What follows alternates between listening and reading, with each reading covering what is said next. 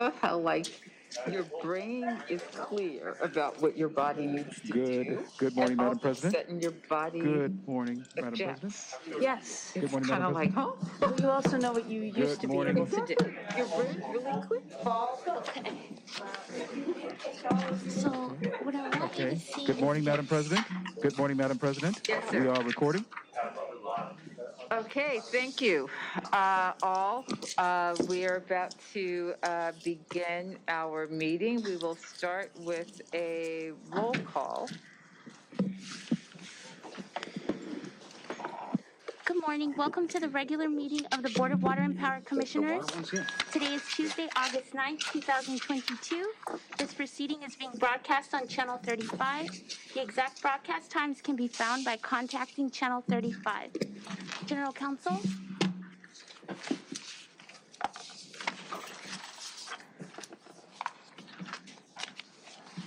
Good morning. Do you have anything special to say this morning, or are we all legit since we're no longer on COVID protocols and the meeting is completely in person? Yes. I don't have anything special to say. Good morning, Julie Riley, Interim General Counsel. Thank you. I was going to say, then terrific, thank you. And in fact, with that, I would like to simply point out that we have our very first meeting where we are being overseen by our interim general counsel, Julie Riley. So welcome, Julie. And it is also a rare day when our assistant general manager in the power division is serving as sitting in the general manager's seat. So good to see you there, Brian. Thank you. I have no opening remarks for this meeting. I understand we've got some significant presentations, so I will simply move to the report and briefing by our general manager. So I'd like to start off on the water side. First of all, thank you, commissioners. It's a pleasure to be here. It's a little odd sitting on this side of the table instead of that side, but I'll try to muddle through. I'd like to start off on the water side and turn it over to Anselmo Collins to give us an update on the drought situation. Okay, thank you, Brian, and I appreciate the extra elbow room too. So We're packed in over here. Good morning, commissioners. Just an update on the water supply situation. You may have heard already, but the numbers for the month of July show that we had an 11% decrease in our consumption compared to 2021, and about the same compared to 2020. So engineers are doing a really good job conserving water. I do want to just caution everybody that even though numbers are great, we need to keep doing even better than that. So we're asking all Angelinos to continue conserving water. In terms of enforcement, our water conservation response unit continues to patrol the city, responding to water complaints. And just to give you a quick idea of how we're doing, in the month of July, we got over 2,011 water waste complaints. Of those 2,000 complaints, it led to 117 citations. Now, most of those citations are basically warning letters that we issue to the property occupant, and a lot of it is more to educate them on the fact that we are under water conservation ordinance and how they should be using water appropriately. We also remind them of all the programs that we have, rebate programs, to make sure that they're well educated on that. We did have 3 citations that were monetary fines, which means that was the second time we went to that property. So there were some monetary fines there associated with it. Operationally, we continue to make changes in our system in moving water around to be able to minimize the amount of water that we take from the state water project. So we have been able to successfully live within the budget that the Metropolitan Water District has given the city of LA from the state water project supply. We've been able to actually be right within that budget. So we're doing really good there. Related to this, the recycled water fill stations. So at the last board meeting, this board approved the reinstatement of the recycled water fill stations. We have 2 of them. One is at the LA Zoo. The other one is at the LA Glendale Water Reclamation Plant. This is something that we're doing in partnership with LA San. LA Sanitation and the Environment.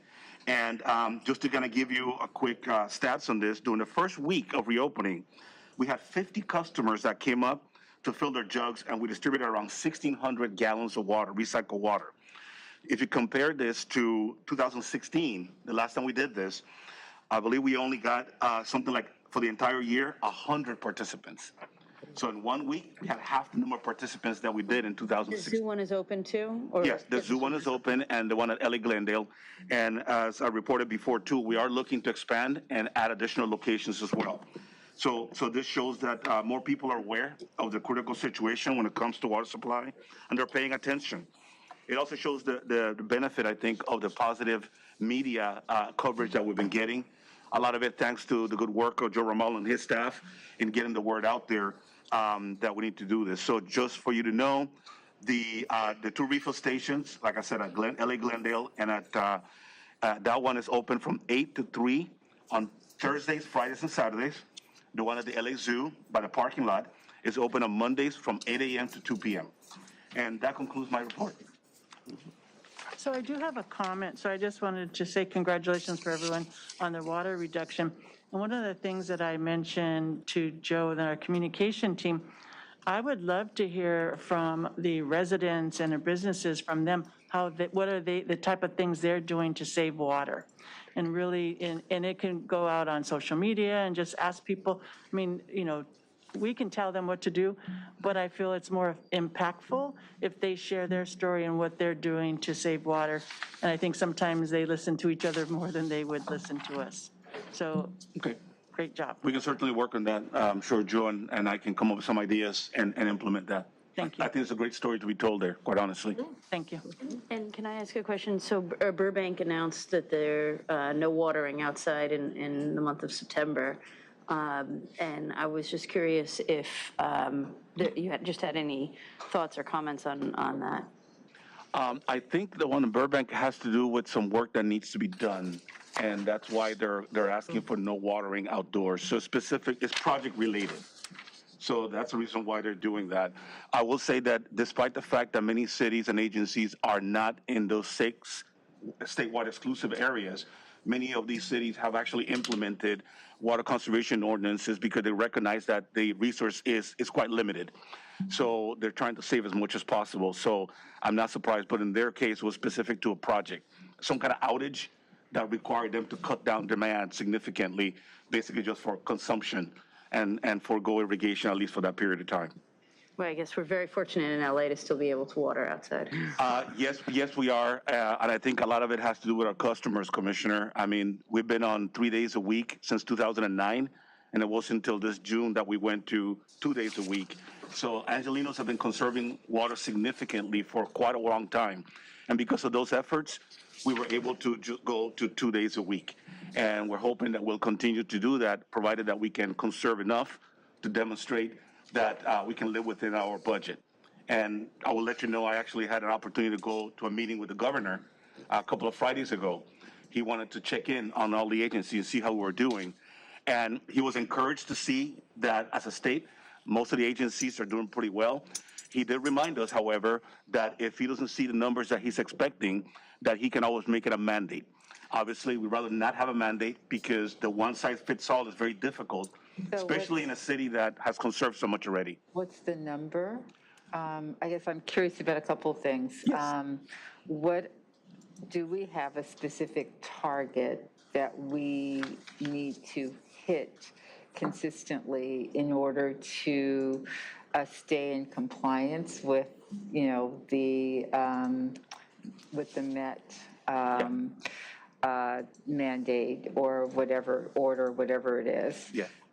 And so that's one. Mm-hmm. And then secondarily, putting this in a statewide context, you know, what are we concerned that despite our efforts that we will be negatively impacted by, you know, what's happening elsewhere? Yeah, very good questions. So the first question, as far as the target, the governor's voluntary target was around 15%. So we are around 11% for the month of July. So we're getting close to that. I think if we can achieve that, that will be a great achievement So for we were us. at 9% in June, is that We right? did, so when we first announced that we were going to go into the third phase of our water conservation ordinance, that was in May. We automatically saw a 3% reduction. We implemented June 1st, and the month of June, we were at 9%. And for the month of July, 11. So we've seen an increase in the amount of conservation every month since we implemented. So I think the message is sticking with our customers. As far as But our own target, so you said the state target is 15. correct. But do we have a target that's different from the state, or is our target the same as the state? That's the target that we're going after. I would say, Commissioner, the challenge that LA has is in the last 15 years, LA has conserved around 30%. That's been the reduction in our consumption.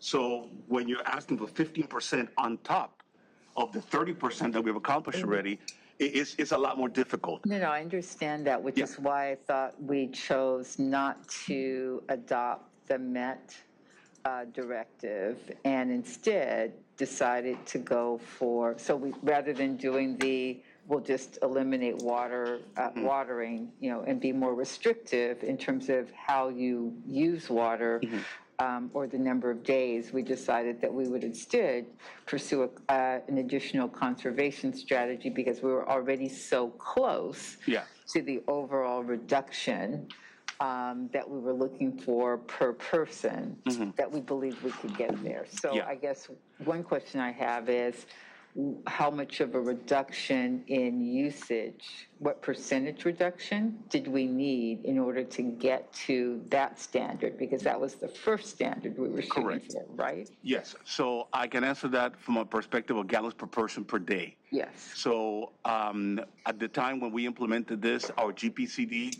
was around approximately 112. Now, I got to caution that the 112 is a 12-month running average. So what we've said is our goal is to get down to 105. So basically a 7 gallon per person per day reduction would accomplish the goals that we have. Now, it takes a while to get down to that because you're looking at 12 months. And it just so happens we're starting this in the summertime when you have the highest demands. But we've seen a reduction in our GPCD, but when you look at it on the 12-month average, it's still around the 112, maybe a little bit less than 112, but the goal is from 112 to 107, 105, sorry. That is the reduction that we were looking for. You mentioned something about when we implemented the ordinance, Metropolitan gave us two options, two paths. One was to go to 1 day a week immediately. The other one was to live within a budget. We chose to live within the volumetric budget, and then for a couple of reasons. One, all the conservation we did, but also the fact that we do happen to have other sources of water that we're able to manage our portfolio. As you may recall, back in July of last year, we shifted a significant amount of our demand from the State Water Project to the Colorado River Aqueduct. That was in anticipation of a dry year. We figured that would reserve more water in the State Water Project, so we did that.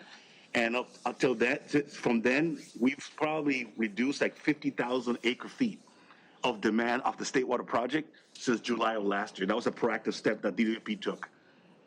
But we picked the budget also because of the other sources, and we've been able to live within the volumetric budget that Metropolitan Water District has given us. Okay. Roughly, it's around 22,000 acre feet a month, and we're like right there. The other part of your question, the initial question, was with concerns.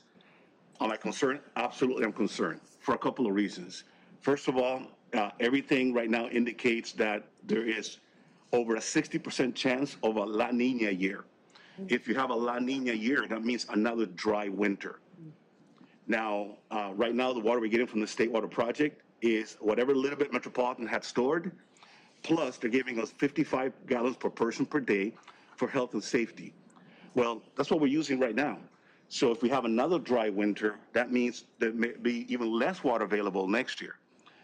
Compounding to that is the fact that then we have the Colorado River Aqueduct. The Colorado River itself, this year, for the first time ever, went into an allocation. So Mexico, Arizona, and Nevada had to take a cut in their allocations because the levels at Lake Mead have gone down significantly. We're around 2 feet away from that level, reaching the lower level, which means then other states now have to contribute as well, which means California could be impacted by this.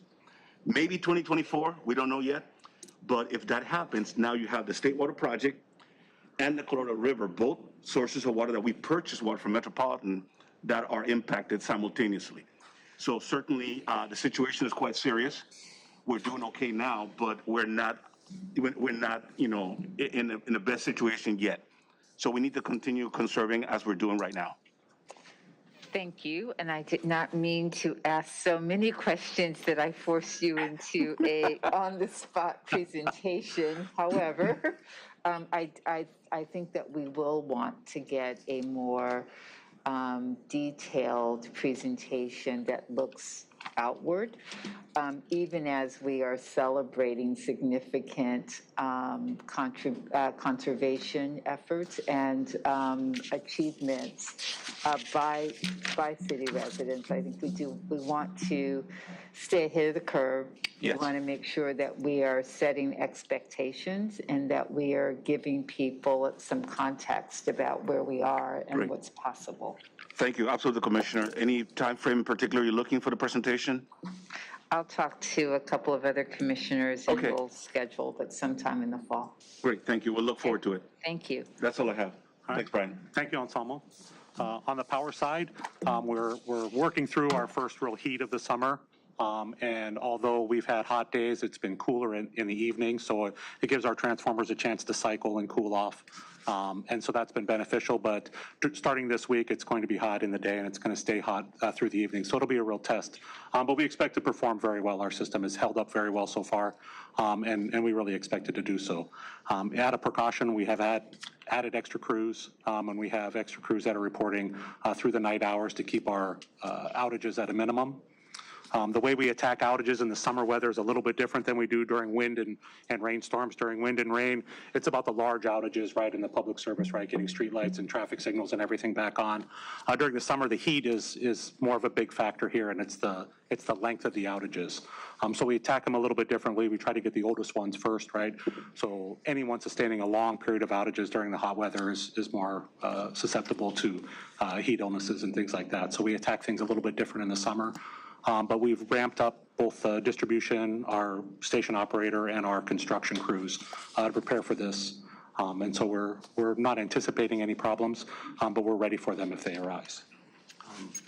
Also, moving on to our electrification of our fleet, LADWP received our first of 99 Ford Lightning pickup trucks. On the last week of July. Out of the 99 trucks, 49 have a 230-mile range. 50 of them have a 320-mile range. We also received our first of 8 Ford Mach-E's, each with a 330-mile range.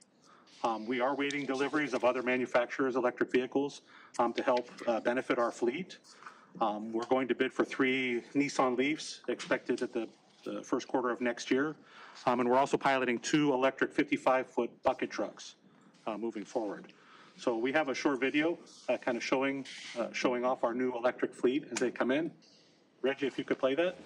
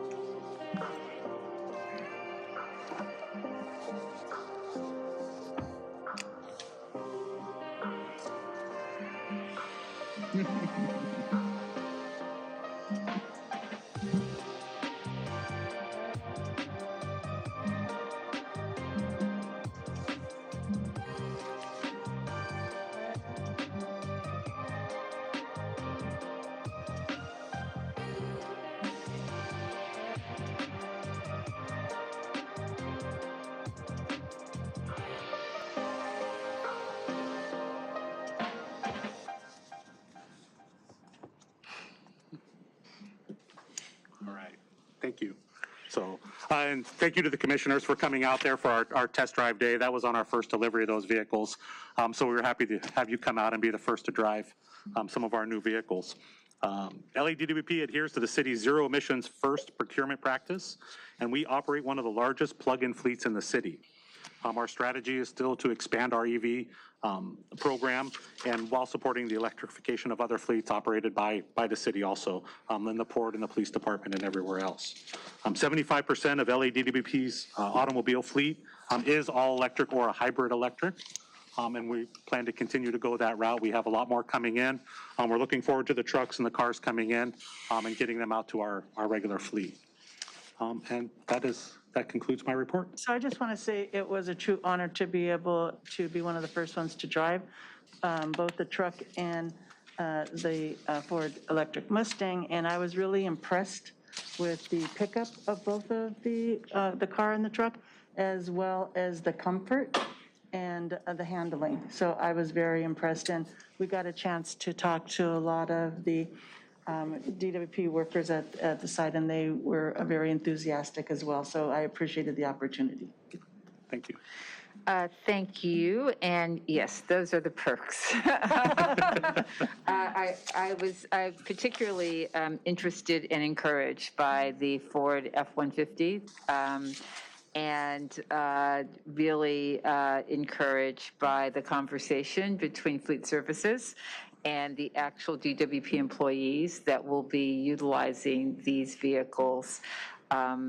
In terms of their discussion about the capacity of the electric vehicle to actually meet the service needs of the department. It'll be interesting. I'll look forward to report back in terms of how they do when they're towing equipment and when they are actually, not just driving around the parking lot, which was lovely,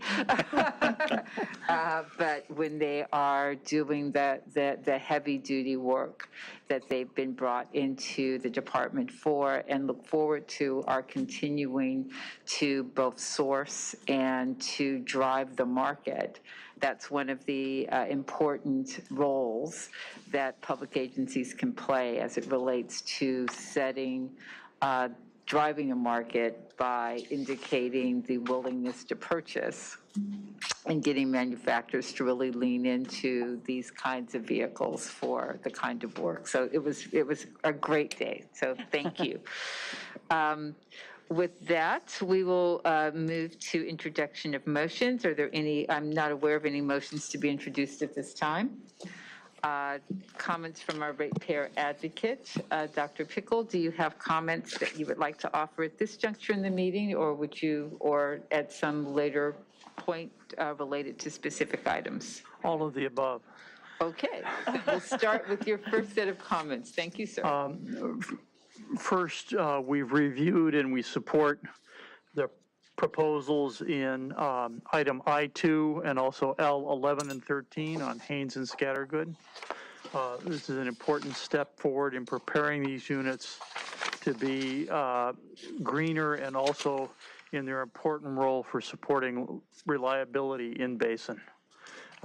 Item L12 is an important step forward in the renovations needed to support the IPP hub moving toward more renewable fuels and renewable fueling and also renewable supplies, utilizing a fairly unique storage opportunity at that location. And finally, not finally.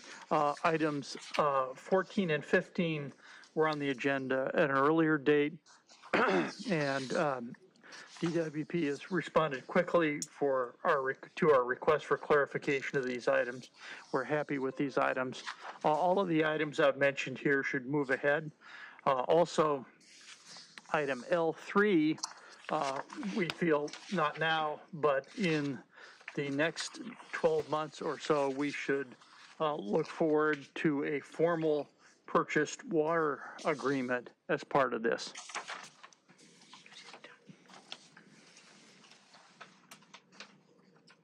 L3. That should also move ahead now, but as a next step.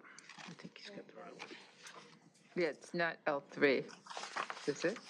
Yeah, L3. Okay.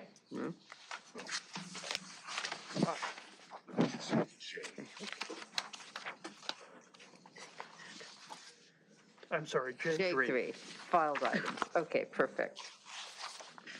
All right, well, thank you. We will move to general public comment. I would like to note that items that we have specific comments on L11 and L13, so they will be called special, and we'll be taking comments specific to those items at that time. L12 has also been called special. So with that, do we have general public comment, not specific necessarily to items on the agenda? There is no general public comment at this time.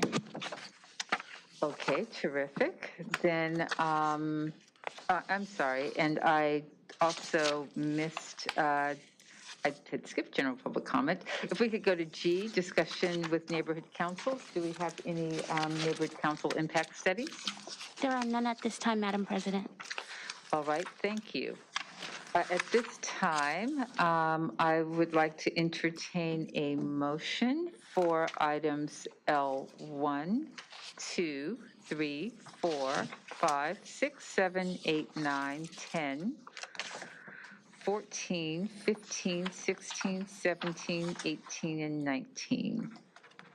Is there a motion? I'm sorry, can you, just because I got a little lost in your numbering of what you want to approve, can you confirm which ones So are it's being held? L1 through L10. What's being held is 11, 12, and 13. Okay, 13 is being held. Yes, 13 is being held, and then L14 through L19.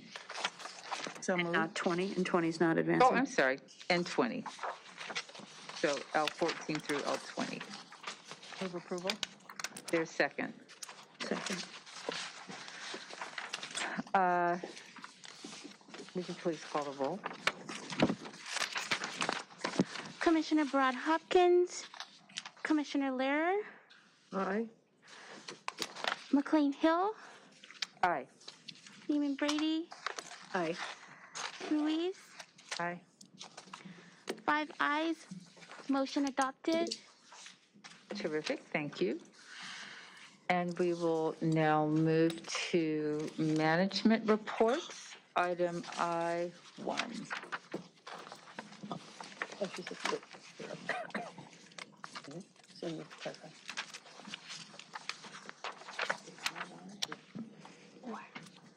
So David Jaco will be giving the update. Thank you.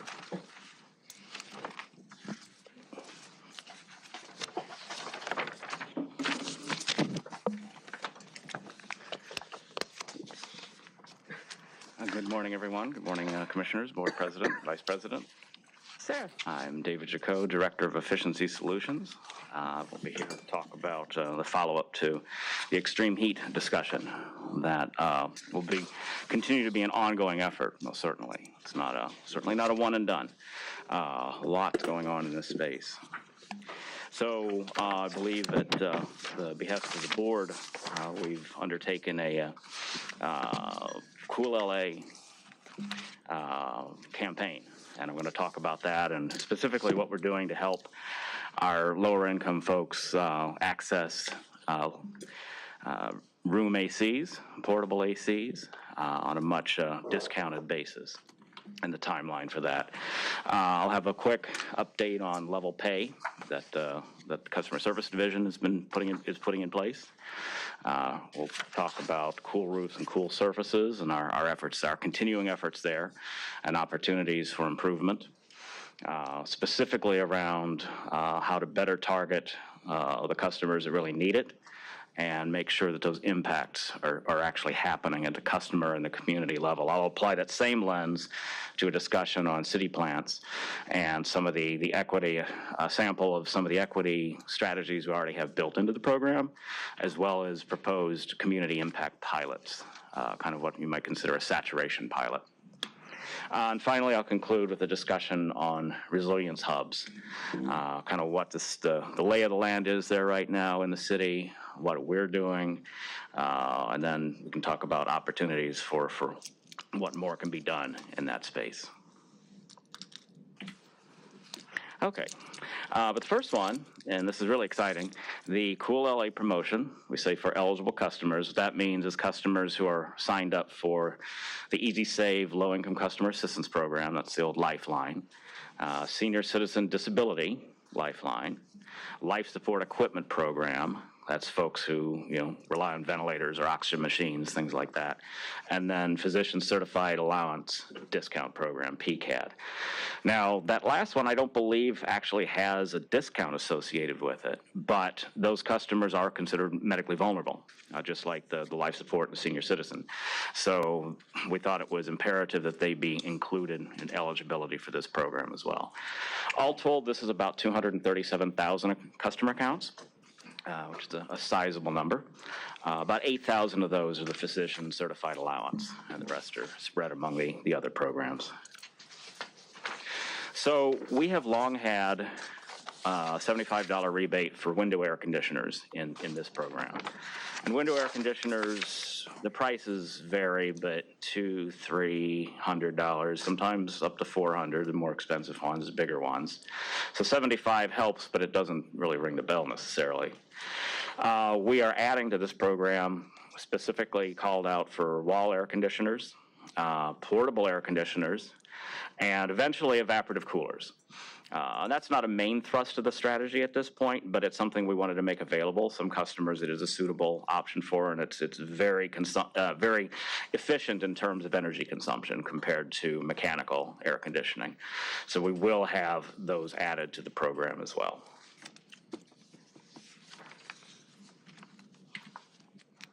Okay, the rebate levels. So I mentioned that the standard rebate has been $75. We want to try tripling that for the eligible customers to $225. And that's for window, wall, and portable room AC units. For the efficiency qualifications, window and wall units are rated by Energy Star. So Energy Star is the federal program that identifies and scores efficient equipment, appliances, lighting, air conditioners, things like that. Energy Star does not currently review or support room ACs. They've deemed it a product category that they think they would like to push folks away from. Now, we see the need for our customers to have options, so we're adding them anyway. And we are able to leverage California's energy standards. So California's Title 20 energy standards, appliance standards, I should say, are the benchmark threshold for eligibility for those units. And we're going to push this out to our customers, allow them to take advantage of it as quickly as possible through the Efficient Product Marketplace, which is already up and running. It's an online marketplace that is linked to from the DWP.com website. And this allows us to very quickly get these rebates in place. And just the current process for ACs has been a rebate that's provided to the customer as a virtual gift card, but we're going to improve that process, and I've got some timelines for you on that.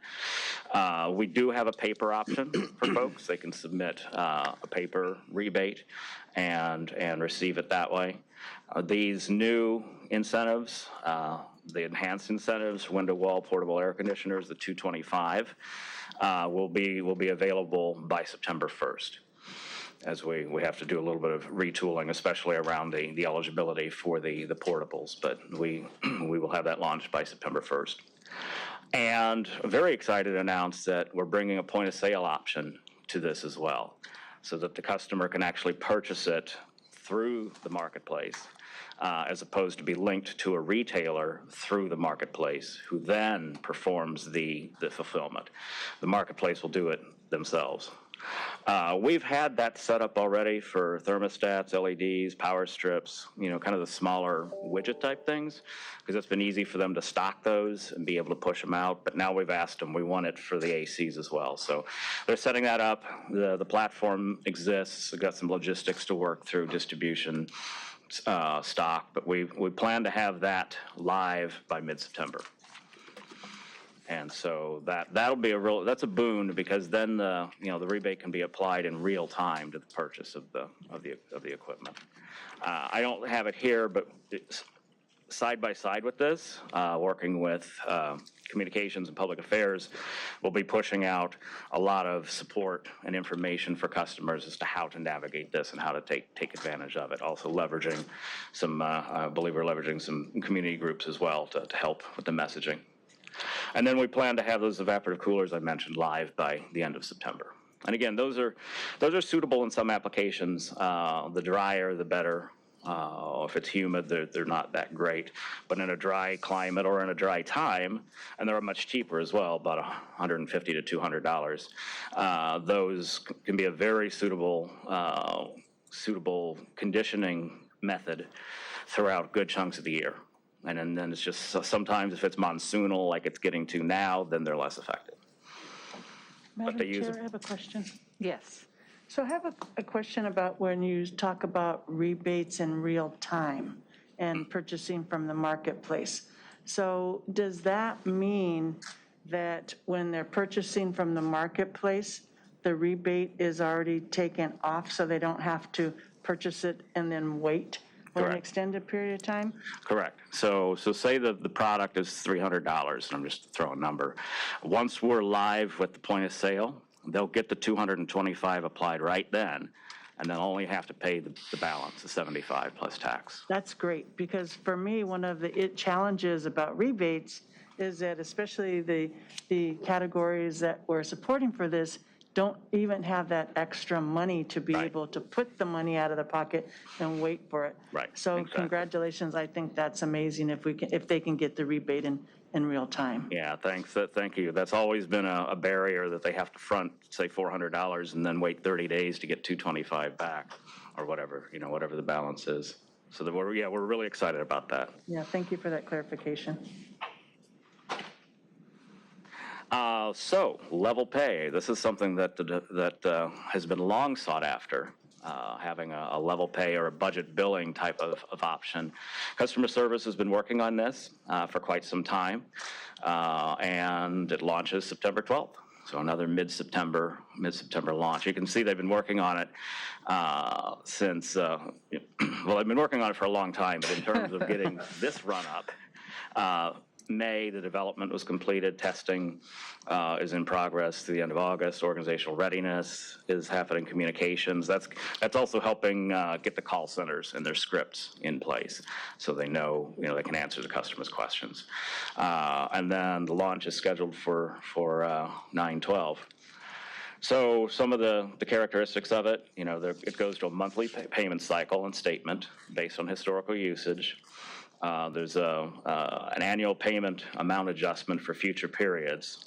So we won't do a lump sum payout if you paid over what your usage was. We'll apply that to go forward usage to smooth it out. That's my understanding of how it's set up. And it'll also include arrears to assist with past and future bills. This is a best practice of all utilities, and it's exciting to see DWP bring this in. I know we've had challenges in that, being the bill collector for the city and being a bi-monthly biller on top of that. So I think that's historically been one of the challenges for us to implement this, but we're there. That's good news. And is this available to all customers? I believe it's all residential customers. Mark is in the room, and is there someone from customer service? Can he get an assist with respect to that question? I'm sorry. Oh, no, I was just looking for someone to assist David in Estella answering the came in. question, but Estella, there's I think, someone coming up, so great. Estelle, yeah. Customer service. Good morning, Commissioners. My name is Estella Tiemann. I'm the Director of Customer Operations, and George would have liked to be here, but he's following department protocol and in quarantine at the moment. So the program will be available to all residential customers. We will have a targeted campaign for our income eligible customers, but it is available for all. And as part of the Cool LA program, we do want to level out the bills over the year. So it will be available for everyone to handle summer bills that will be spread out over the course of the year. And is this something that they have to sign up for? Yes. Or? So starting on September 12th, we will have the campaign that we'll have customer reps available. Customers can also sign up to get appointments for the customer service centers. It will be, we want to make sure the customers understand when they sign up what the payments will look like, what the statements will look like. So it's a lengthier conversation to make sure it's a good fit for that customer. So it's an opt-in to a monthly billing? It's an opt-in to monthly statements. They will still receive their bi-monthly bill that will show their usage. And then the statement will show the equal payments over a 12-month period. I'll be interested in a formal presentation around this particular element of the department's operations. We have been waiting a very long time to get to a monthly billing. I'm very curious about how we're rolling it out, how we're implementing it. Again, I'm unaware of, and it is absolutely best practices to bill monthly. So I'm just curious about, the challenges associated with switching from what we do now, which is atypical, to something that is more typical. I'm also interested when you say what the bills look like. You're now causing me. I'm now becoming very interested in lots of aspects of what we're doing. So I look forward to that. We can do that. Two clarifying questions for you, Estelle. Just based on what you just said, we're not fully moving to monthly statements. It's just if you make the selection. If a customer chooses to join the Level Pay program, Yes. they will get monthly statements. They will get monthly statements, but we're all not, But billing still happens bi-monthly? bi-monthly. Yes. And so all the rest of consumers will be still just getting bi-monthly statements. Correct. Okay. And then the second thing is there, do we offer any incentive to go to digital, paperless? To paperless? Yes.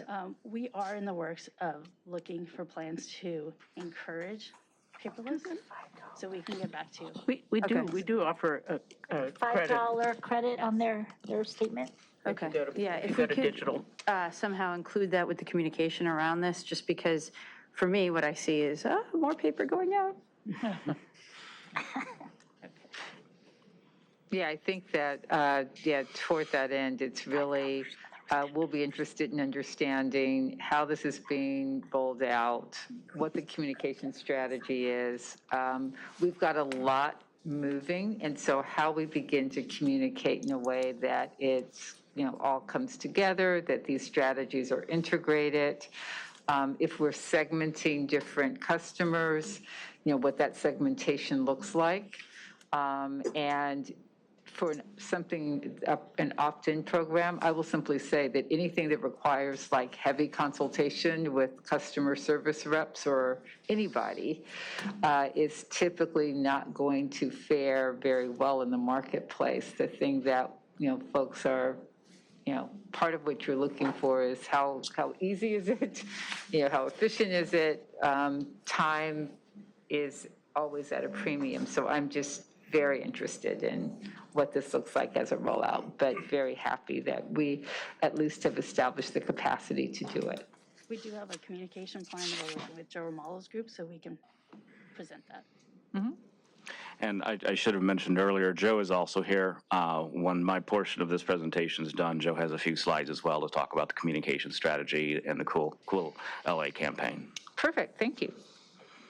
Thank you, Stella.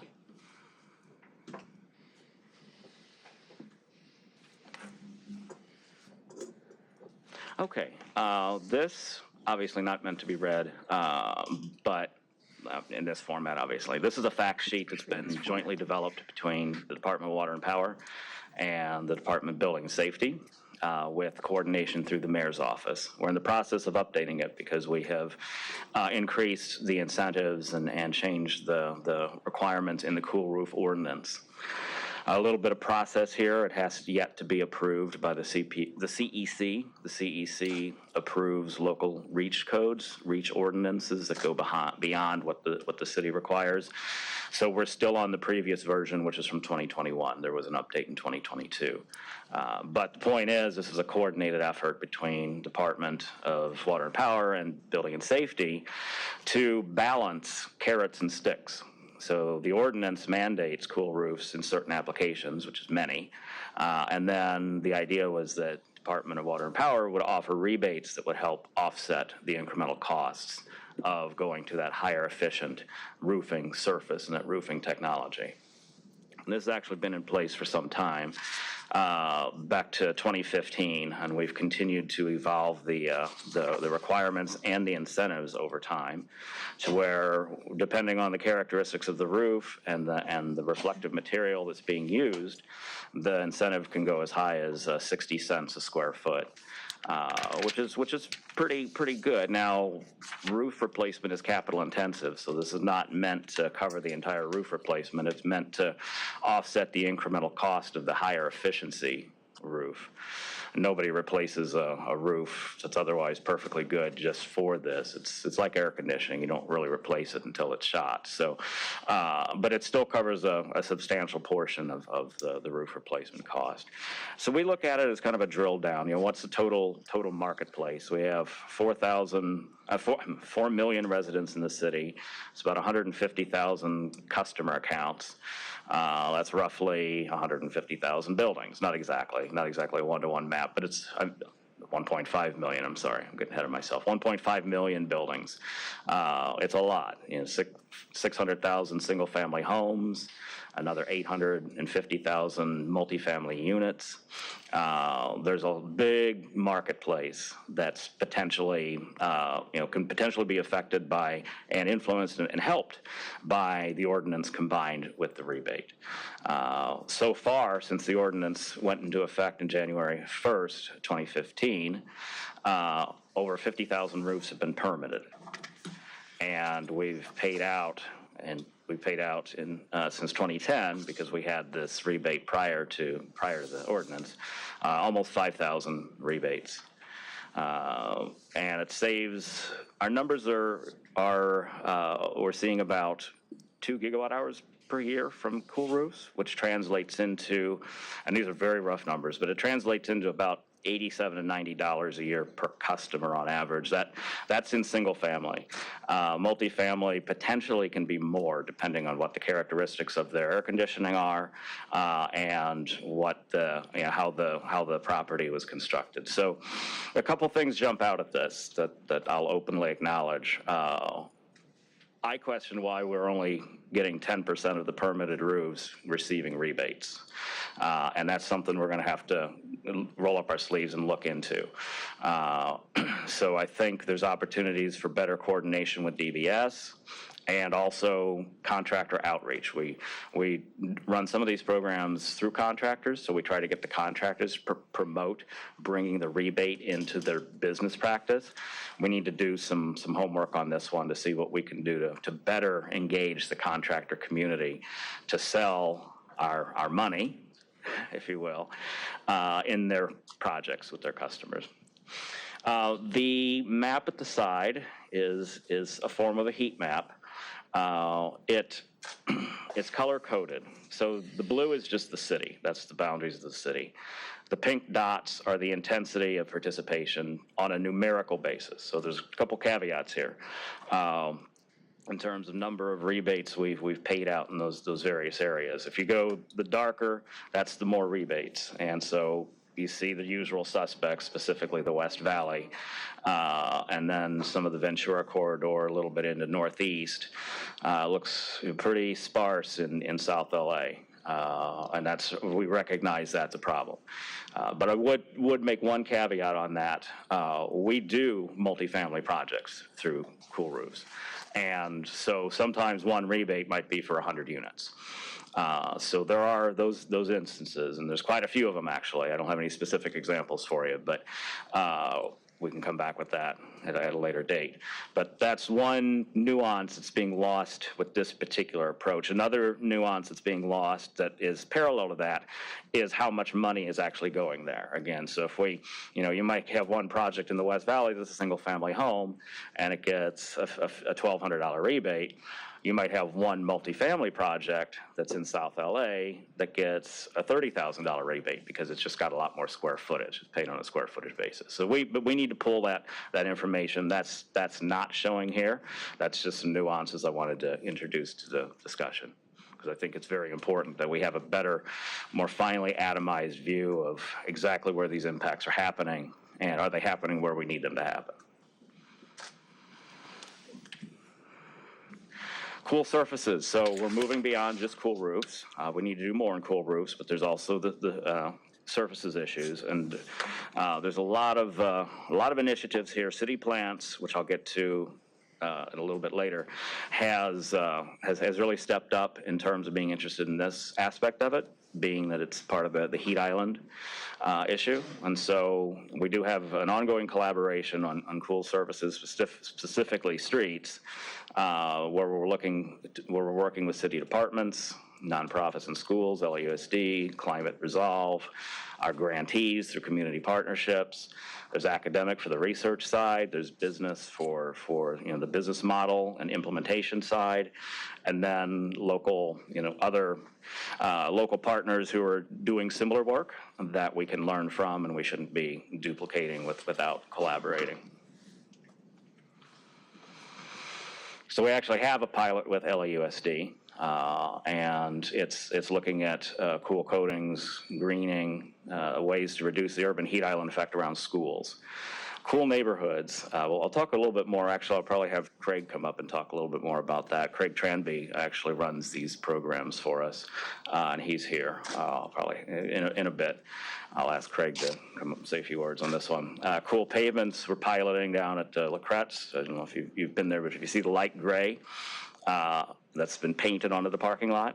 And then in some cases, you see where it's flaked off, and in other cases, it hasn't. That's testing. That's testing to see which products are more durable, because we don't want to have to repaint it every 3 months. So we see how it performs over time. And that helps us identify products that we would be more interested to support. And then cool walls, that's another one we're looking at. And I think that one's pretty nascent in terms of trying to get a rating system going. That's the key for all these things. And we have it in cool roofs, and we have it on trees. But how do we, rate performance? So somebody doesn't just say, well, it's cool, I call it a cool roof, so it's a cool roof, or a cool wall, so it's a cool wall. We have to have a rating system with performance standards, so we know the customers are actually going to get the benefit of the projects they're undertaking.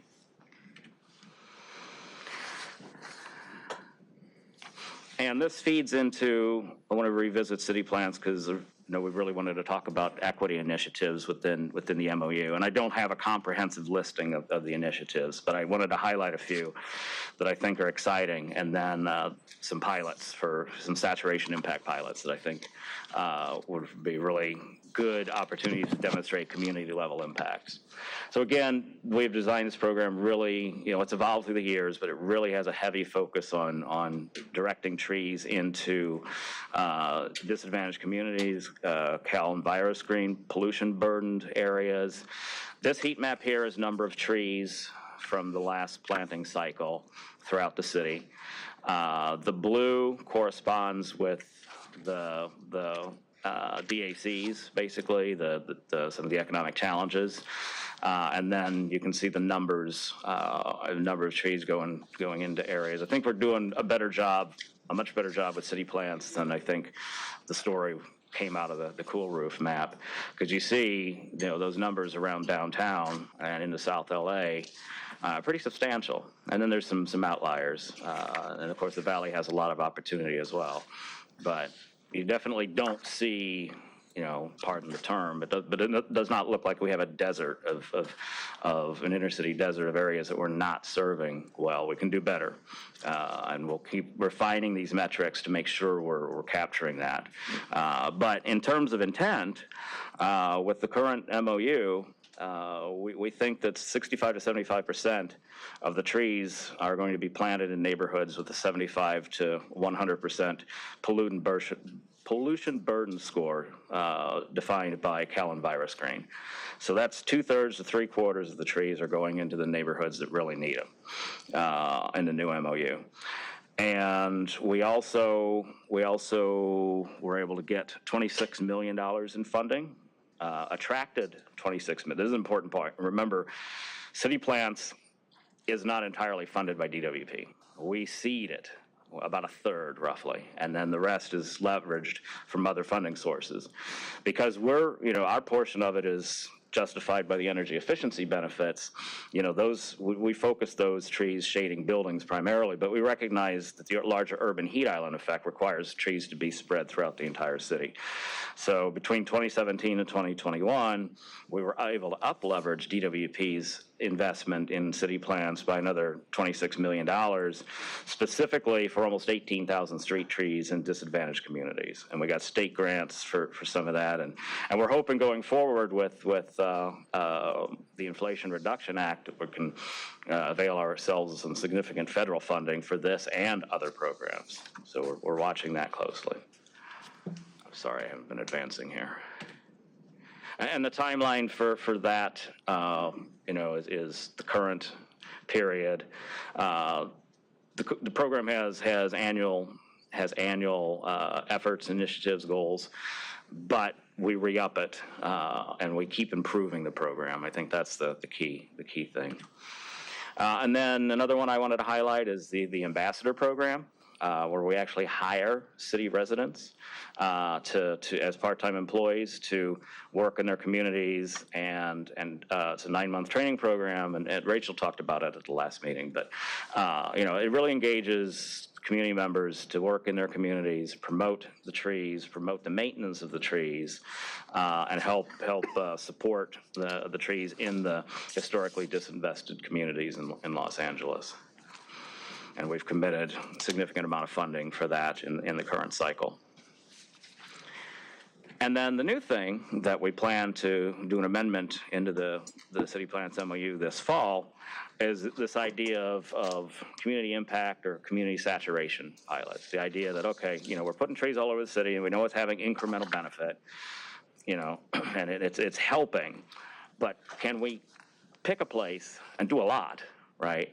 Pick a place, do a lot, and see how quickly we can move the needle and what it would take. See what's, from that, we could decide, figure out something that's scalable that could be done, replicated in more areas, especially as we up-leverage into more funding. Preliminary thoughts on that. I'd said tentatively Wilmington. We actually have an initiative in South LA with one of the community partners there that's actually fairly well along, and I'll ask Craig to speak a little bit more about that too. That's really exciting. And then there's opportunities in Pacoima. We do great work with, and Pacoima Beautiful does great work up there, and they've been a consistent community partner of ours. So we see some good opportunities there. But the whole point is we have to leverage with these established CBOs who have these on the ground grassroots relationships. And then, as I mentioned, communications, public affairs is committed to provide funding for advertising and outreach. And what that's about is, if we're going to come in and do a saturation planting of a neighborhood, then everybody's house we're putting trees in front of, we need to be engaging so they know what we're doing. Why are you digging a hole in my yard type of thing? And we need to do that before we show up with shovels. And so we start getting people, we get people on board. And of course, part of that is finding out if the community even wants it, that we should come in with an open mind and see, what their thinking is on that. But that's why it's going to take a lot of upfront work, engagement, outreach for these pilots to really be successful. And so, David, my thought, if Wilmington is one of your target areas, my recommendation would be reach out to the Port of Los Angeles. Obviously, they have a vested interest in the Wilmington community and making sure that there are trees planted in that area. So that would be my recommendation. That's a very good point. I understand they may have some mitigation funding as well. Yes, good point. Okay, well, before I go on, Craig, do you want to say a few words about the South LA pilot area opportunity? Sure. Hi, Craig Tranby with Efficiency Solutions. David had mentioned the idea of these community impact pilots. And so we already have some headway being made. We work with various nonprofit organizations through the Community Partnership Outreach Grant Program, long-established program that we have for the past 11 years or so. And that is combined with certain very active nonprofits who have been engaging more around trees and tree planting in certain areas that we're targeting. So one of those partners is Community Services Unlimited, and they work in South LA, Council District 8 in particular. And they have a very great facility where they offer a lot of nutrition information and fresh food to the community, a lot of COVID-related outreach and services. And they're very interested in further engaging around urban heat. And so they have been actually, through our process, they've been introduced as a new tree planting partner with City Plants. So they hold adoptions, and they've helped with some of the major tree planting events there in that area. And they have a greater vision for having more cool surfaces, such as cool roofs, the cool walls and cool pavements, and bringing all that together with a lot of education for the community and making the area more resilient. So that's one example of a partner. We're also working, as David mentioned, with in the Pacoima area, Northeast Valley, hot area, obviously, a lot of vulnerability in that area with Pacoima Beautiful, but also with Climate Resolve, who is a longstanding expertise in community outreach in this area of urban heat and urban heat island mitigation. And they are been very engaged in that area. They are also a community partnership outreach grantee of ours, reaching out on various fronts. And they've also become more engaged in our Tree Ambassador program. And they were one of the main groups working under that program. So that's just a couple of examples. There are many others, KYCC, different organizations that we've worked with relating to these urban heat, approaches. And happy to take any questions. David, I don't know if there's any other points you'd like me to cover. That's excellent information, Craig. So if there's any questions for Craig while he's up here. Great, thanks, Craig. Very great info. So the point being, we have a foundation to build upon. We're not starting from scratch. This is why I think we can move it fairly quickly in the fall. Resilience hubs, that was the last thing I was going to cover briefly.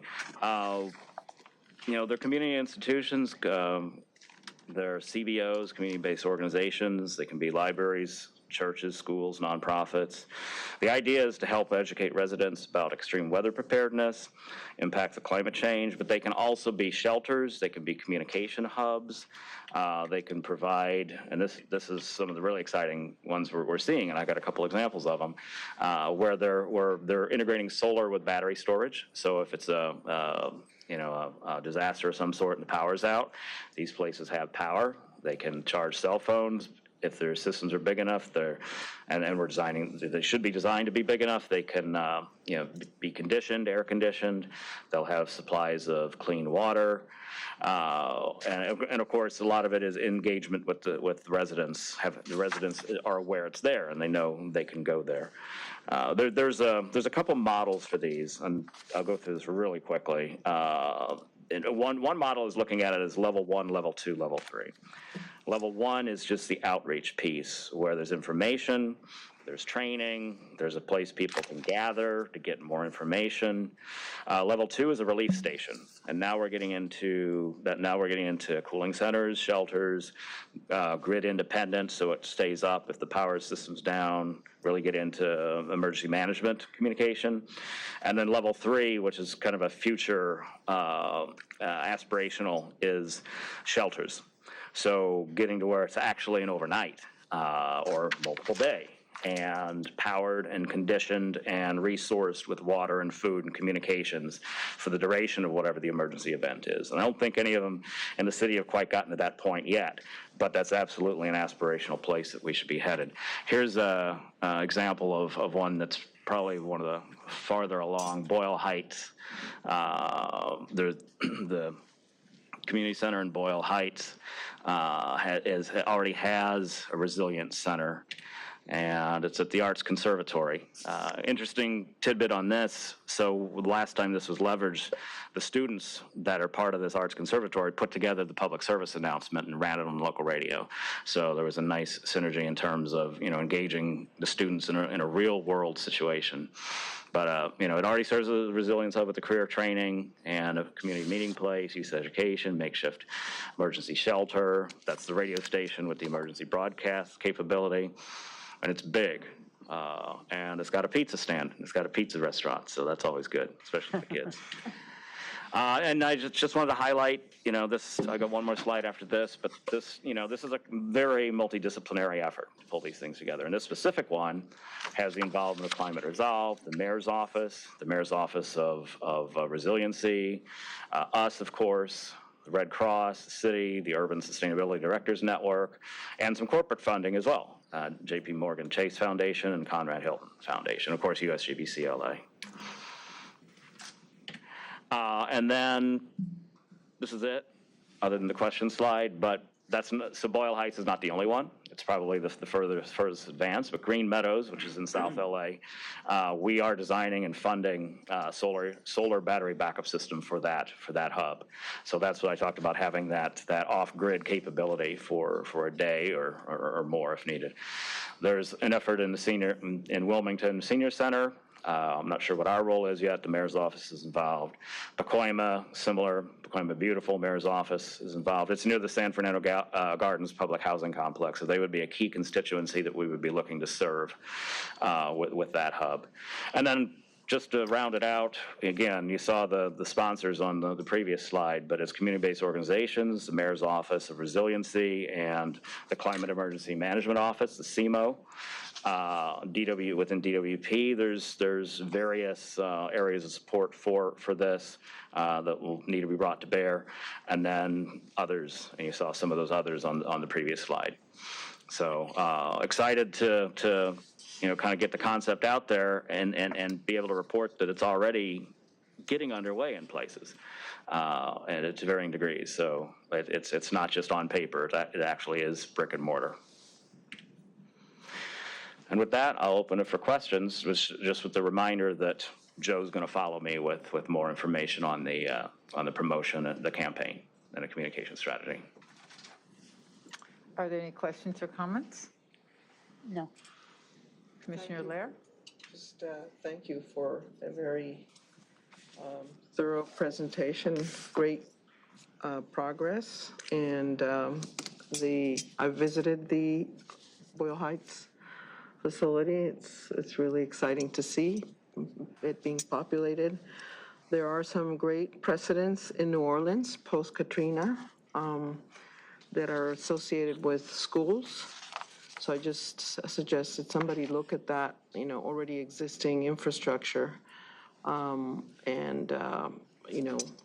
exactly how that is, how successful that is, just in terms of the reach, instead of always looking for a new location. But just a suggestion. Otherwise, very exciting. Thank you. So I have a couple of comments. First, I am, as Commissioner Ruiz, beyond pleased with the quickness with which we've been able to establish and will have up and running the rebates, particularly, at the point of purchase. That's a game changer as it relates to the specific community of residents that we're seeking to impact. So I just really do want to applaud the effort and to say how much I appreciate it and how much I believe that our customers will appreciate it as well, especially as we move into summer, October, when it can get really warm. And as an example of what we can look toward. And just for commissioners who may not have seen it, if you go to the Board of Commission webpage, there's a link to the efficiency marketplace. You can find it there. It's really very robust and easy to use. So thank you for that. I very much appreciate this presentation and the degree to which it lays out where we are, what the tools are, and begins to think through how we can deploy them, I would suggest that when we talk about Pacoima, that we sort of expand the lens a little to Pacoima, Sun Valley. I mean, they're right next door, and they have very similar conditions. Like Wilmington is a pilot community. We, often talk about South LA, but we just don't quite get that far. And I think it's got good infrastructure. The comment about looping in the port, I think, is a really smart one. So thank you for that. I am interested in the metrics and targets that we have set for these various activities. And in particular, the Cool Roofs program was, illuminating and stands as an example of, a good idea that's just sort of out there, but, without specific goals and without specific metrics, it's difficult to not only to measure the impact, but it's also really difficult to drive the impact. And from my perspective, shifting from being a part of or, kind of throwing things out into the world, but really moving toward a place of leadership where we are articulating and driving impact, working with communities where it's where the rubber meets the road and where we achieve results. So I'm looking forward to that shift as it relates to all of this work. I'm curious about the rating standards. And basically you said, we've got to know, which materials work and how they perform as it relates to cool paints or cool pavements and things of that nature. Who does the ratings? Is there a timeline or some time horizon? Because I get a little disappointed when I think about doing something for, say, 9, 10, 11 years, and at the end of that period, not being able to talk about it from the perspective of this is what we did, this is what we sought to achieve, this is what we expected, this is how it performed over years one. I mean, so that there's a constant evaluation. And at the end of 10 years, this is where we were, this is where we are. And it seems that too often our look back has been just that. It's been, oh gosh, it's been a while, let's see what happened. And so I'm curious as to, especially as we're looking at the multitude of strategies that can be employed to, incrementally provide relief to extreme heat, where we are in terms of utility with respect to certain of those strategies like paints and reflective surfaces and things like that. Okay. Yeah. At a high level, the cool roof standards are the most historical. They're most mature. So what happens is sometimes you see exactly what you're saying. We're trying to get a cool walls standard in, and it's taken forever. Once we finally do, then we get into cadence of, okay, we don't have to create the standard anymore. Now it's time to update it. Let's see how it's working. Let's see where products improved, and we can make it tighter. That's at high level. Now, specifically to cool paints, I don't know if Craig is still here. Could say a few words on the cool surfaces, because that really is the challenge when you're getting into a new area that you're trying to create a standard around. And I would just add that there are citywide goals around cool roofs and cool pavements that are in LA's Green New Deal, and so we're part of that effort and monitoring those as well. Okay, so I guess what I would be looking to understand is what's our piece of that, and how are we tracking against what we are seeking to achieve with respect to a metric that sits someplace else. Yeah, we'll be happy to, maybe we can provide a update to the board with that information. could quickly chime in, I think we are ahead of the citywide goal for cool roofs as expressed in the Green New Deal. I'm blanking on the specific numbers, but I think we were coming out ahead of that as one example. I could also, David mentioned, talk about the standards a bit more, if you're interested. Yes. Okay. So the Cool Roofs has the Cool Roof Rating Council. That's a national organization that we participate in, actually, and we collaborate with them. And so but that one's pretty mature. I was pretty mature. I was curious about pavement. Paints. Yeah, sure. Well, let me move to walls from that, because the Cool Walls Rating Advisory Committee we participated in, and we helped provide a little bit of startup funding to enable that new system to come online. And it is just online now, which is great.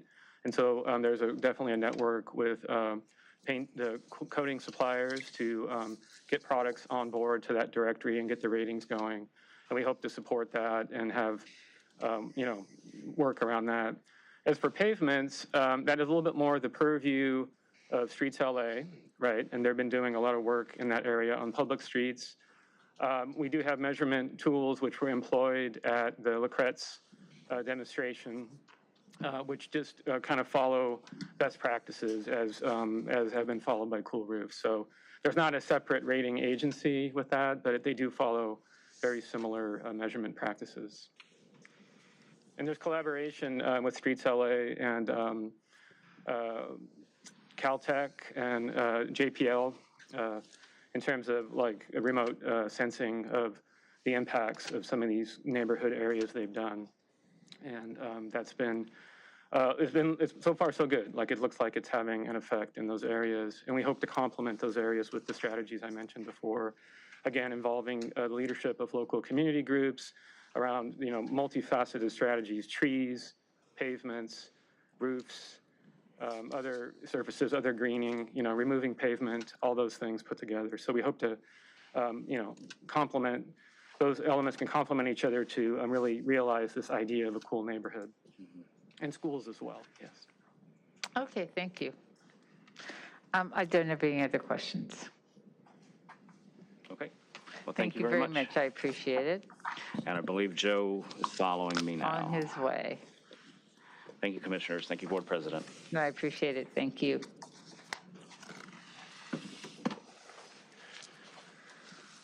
Good morning, Commissioners. We've been tracking David's program development very closely and quickly to develop the communication strategy to reach the customers who we most want to participate in these programs, both the air conditioning element as well as the level pay. So with that in mind, I just want to share with you some information regarding how we propose and think about these programs when we go to launch them. Specifically, in this case, the goals being raising awareness about the dangers of extreme heat and the health impact, especially for elderly, low-income, and disabled customers. And that DWP has programs to help them stay cool and to manage their bill. Specifically, as a part of that, promoting the air conditioner rebates that David had mentioned. I'm very, very excited that we're going to have a point of sale rebate in real time because that's so important.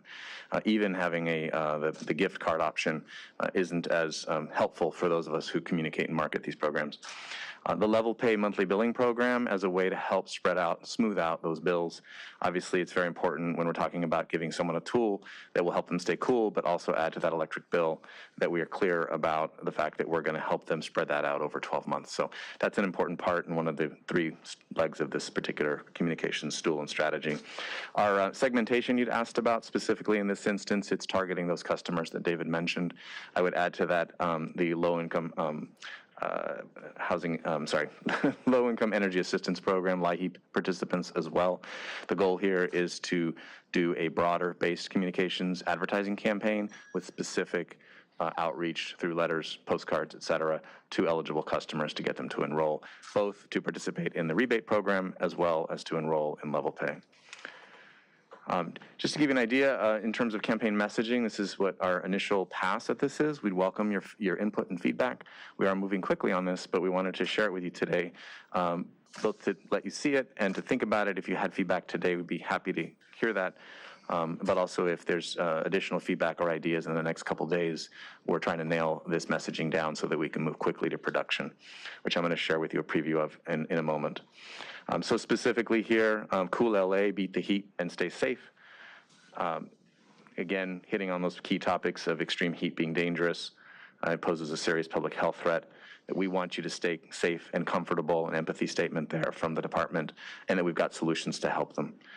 Specific call to action related to the rebates, specifically to the window air conditioners, portable room ACs, swamp coolers, fans, and whole house fans. There are other programs, as you'll see in a moment, that would fall under the Cool LA umbrella. This is obviously our first major pass highlighting these two particular programs, because you can't get into too much detail with folks, so you just lose them very quickly. And then obviously smoothing out your bills.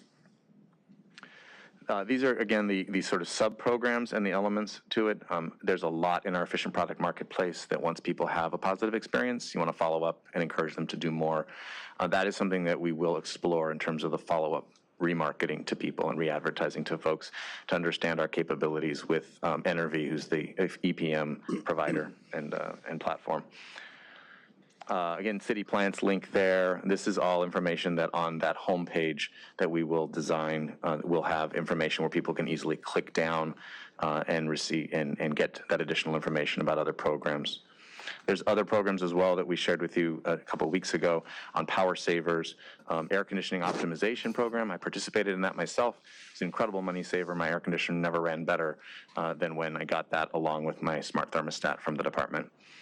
And then other aspects, including home energy financing. So I wanted to walk you through some of the creative concepts that our incredibly talented creative team, graphics team, photography, and communications team developed. These are not by no means final or perfect. We know in many cases we need to change out imagery to match our target audience and adjust language and words. There's also an element here that I think is important without making it too complicated, but this is a very important part of our initiative on LA equity strategies. And so you'll see one piece of our collateral has that. We're toying around with how best to integrate that into this beyond what we put in editorial content like op-eds or placed content. But anyway, this is just one idea of creating that cool feeling, Cool LA, beat the heat and stay safe with LADWP. This is an example of the logo adaptation that we used and the brand identity development, both in color as well as in black and white applications. We wanted to show you some of the foreign language applications. As you know, we try to reach all of Los Angeles, and that means we do advertise always in community newspapers and other formats, including radio, to get our message across for various key high-level programs especially. This was a different approach. A little bit more of a cool LA emphasis as opposed to feeling cool. Temperature-wise, this is a little bit more of a Joe Cool approach to the application.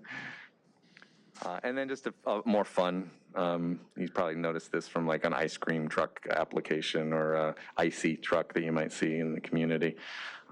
We definitely have our favorite, but I wanted to share with you the different ideas. This would be an idea of bringing that cool inside with a window and a little bit of melding of some of the concepts here that we've previously shown you. And a slightly different approach. Not one of our favorite. Usually communications folks put the ones they like least last. Just to give you a truth. And we put the one we like most first. Revealing all your secrets. Giving you our trade secrets here. Another just example of that first concept in kind of different looks and feels. In terms of campaign tactics, one of the things we want to do with community newspapers especially is prepare content and creative for them, in addition to press releases and social media posts. I think there's a great opportunity here for targeted media pitching in conjunction as well with some of our community events that we're going to talk about in a moment. We would love to be able to help customers access these units quickly, use them as, not necessarily, sorry, have them be our spokespeople on this as far as benefiting from the program, direct media to them where possible. So we're going to look with David's team about how to do that effectively, not unlike what we've done on the water conservation side on certain products that we do provide rebates for. There will be a dedicated page on our LADWP.com website for this that will link through to the other programs that are currently structured and available on the site. Again, direct email, postcard, flyers and brochures, and bill and envelope messages are also an option for us to utilize. Just to give you an idea, this is typically a part of any of our outreach strategies right now. We do reach a lot of customers through our email blasts, which I've shared with you before, e-newsletters, prepared content, feature stories in our newsletters that go both to City Hall as well as to our customers every month via email as well as in their bill, paid social media as well as earned and organic, and again, media partnerships. So this is just an idea of continuing to adapt the content to different formats and with some of the messaging, and apologies for some of the, I think we fixed a couple typos there. One of the ideas that we developed was just with Stay Cool Saturdays. It could also be a Stay Cool Sunday, and that would be an event in the community where we go out with customer service, with energy efficiency, identify people in advance with our community partners to participate and come and get free units or to sign up for them. Also to have information about other programs like our bill pay, level pay, our bill discounts. Key for us, obviously, here, this is the part that takes a little bit more of time and more effort, but we'd love to work with some of our CBOs to host events where we could highlight and bring these rebates directly to our customers in the community. In terms of collaborations, you'll see some of the organizations and types of organizations that we would partner with on that. Paid advertising, again, these are just the strategies we use, outdoor, transit, could potentially do radio as well for this. And this is just an application. This would be a sample email that we would send out to customers with our messaging. This is all brought together rather quickly. So again, if you see areas where you think things should be highlighted, or why aren't you highlighting the $225 more, it's all very good input, and we can take that back to the comms team and creative team and develop it further. You'll notice on the bottom of this, we have the LA Equity logo as well.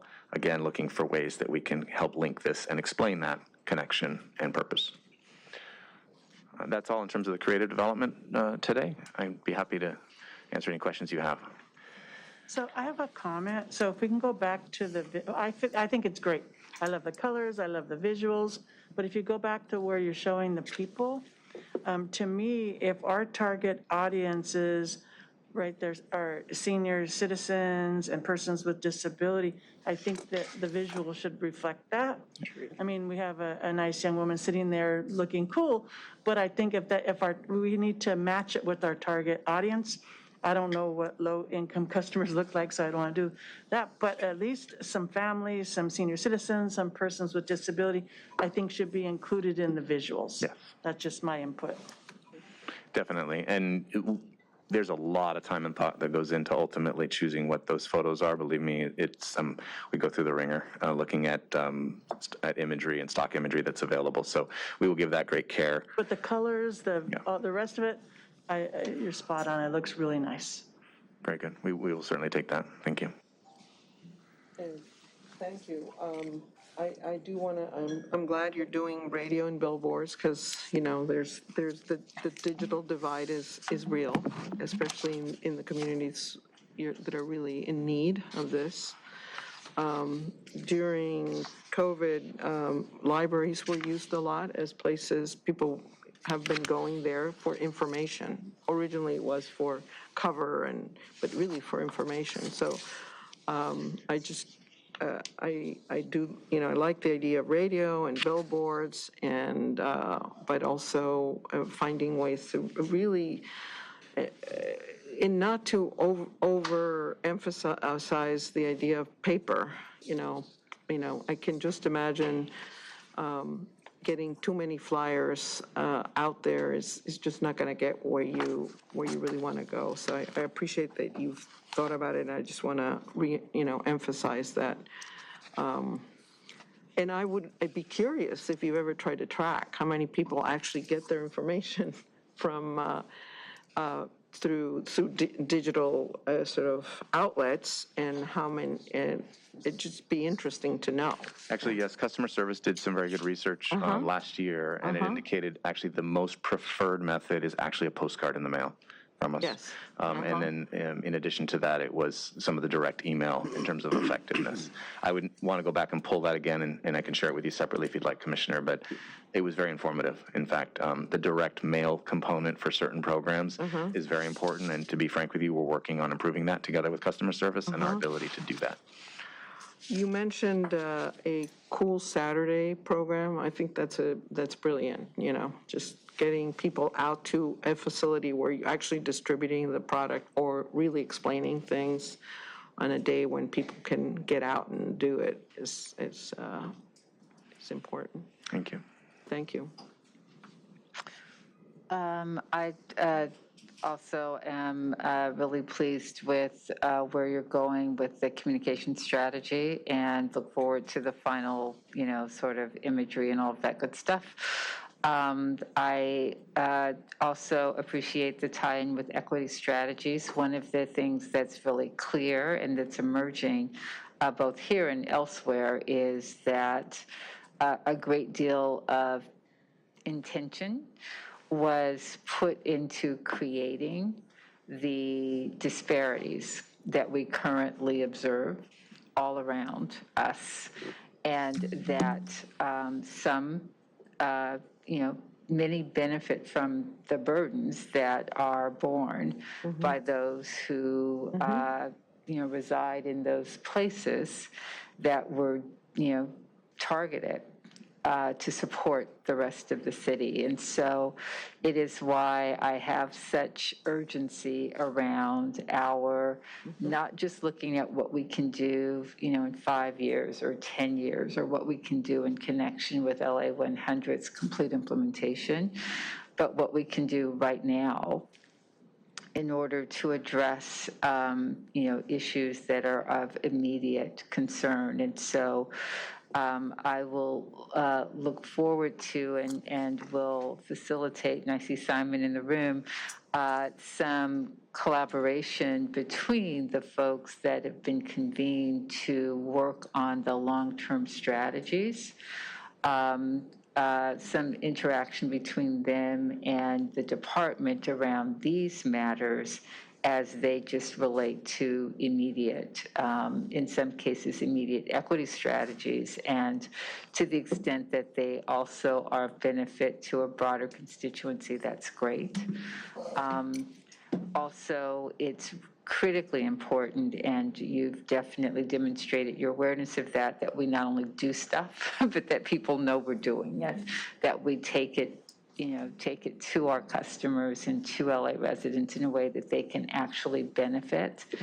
And then finally, I mean, we have, you know, the temperature is rising, and many of us in this room have already, I am certain, experienced the discomfort of walking, you know, opening a car door or walking into our homes or apartments, and most of us go directly to that air conditioning or whatever it is that helps us to ease the burden, the swimming pool, the air conditioning, et cetera. I would simply, as I, you know, encourage us all to just imagine, you know, one day, one night, one weekend, where we have none of those tools, and to wrap our heads around what it means to be able to be in a position to further efforts to offer relief to people who don't have those tools readily available. And I particularly think about, you know, about the elderly and about young kids that are experiencing the absolute calamity of extreme heat. And so very grateful to the folks in sustainability, to, you know, Nancy and your entire team, customer service, Joe, your team, in how quickly you've responded to this. And am looking forward to the point that we are tracking, that we're not only embracing, but that we are tracking our work, pulling it together and beginning to measure and celebrate its impact in a way that is similar to how we pull together, track, and celebrate the impact of our conservation efforts. different, communities, different impacts, but critically important. And so thank you all, and we will continue to talk about this. It's been a long presentation. It's 11:30. I know we've got 2 management reports and 3 items coming up. So the next management report, can someone tell me how long that presentation is going to be? It's relatively short, those. Good morning, Commissioners. It'll be about 20 minutes. Okay, so we'll do. So yeah, let's do that, and I think we're likely to take a small break before we consider items L11, 12, and 13. We'll just manage the time. I do know that we have speakers, and so I don't want to inconvenience you too much. It'll be a short break. Item I2. Okay, Commissioner, so we have a presentation by the power system staff on a very critical clean energy project. This is the Scattergood Generation Station modernization. This project is a foundational component of our clean energy future. So today we have Jason Rondu, who's the Director of Resource Planning, Development, and Programs. He'll provide an introduction with a background from the LA 100 study and the progress we have made so far. We also have Louis Ting, who's the Director of Power Engineering and Technical Services, and he'll walk through the scope, schedule, and budget of the project. And then finally, Marcelo DePaulo, who's our Power Engineering Manager for Major Projects, and he'll walk us through the rest of their presentation. Okay, thank you. Gentlemen. Right. Good morning, Commissioners. Jason Rondu, Director of Resource Planning, Development, and Programs. And before we get into the Scattergood presentation, I want to summarize some of the key findings from the LA 100 study, because it is really important to understand that background, to understand how this project fits into our future goals. So last March, we completed the LA 100 study, which was done in conjunction with the National Renewable Energy Lab, the Department of Energy. And there were a number of key findings from that study. That 100% carbon-free is technically achievable through multiple pathways. And while the study did not have a recommendation, it was not intended to be a plan, but simply a study that showed different pathways to get to 100%, there were common areas of investment that were identified by NREL. Those included things like renewable energy. Of course, we need a significant amount of renewable energy, but the magnitude of that build-out was huge. It also identified the need for local resources like local solar, local storage, demand response, energy efficiency, and electric vehicles. We also know that we have to really upgrade our distribution system to really enable the electrification of the future. And our transmission system needs a lot more build out both locally and outside of the basin. It also found that we need, under any pathway towards 100% renewable energy, in-basin generation. So we need to have the capacity in basin to make sure that we provide power even under extreme events. So following that study, we kicked off the LA 100 Next Steps, which identified all of the things that we need to do immediately to make sure that we are investing in those common areas of investment. We presented that to this board, we presented that to our advisory group, we presented that to council, and we presented that to a number of community meetings, neighborhood councils, community-based organizations, as well as to the Equity Strategies Steering Committee. Since that time, we have made major strides on all tracks of that. We have adopted the Red Cloud Wind Project, which will push us to over 60% carbon-free by the end of the year.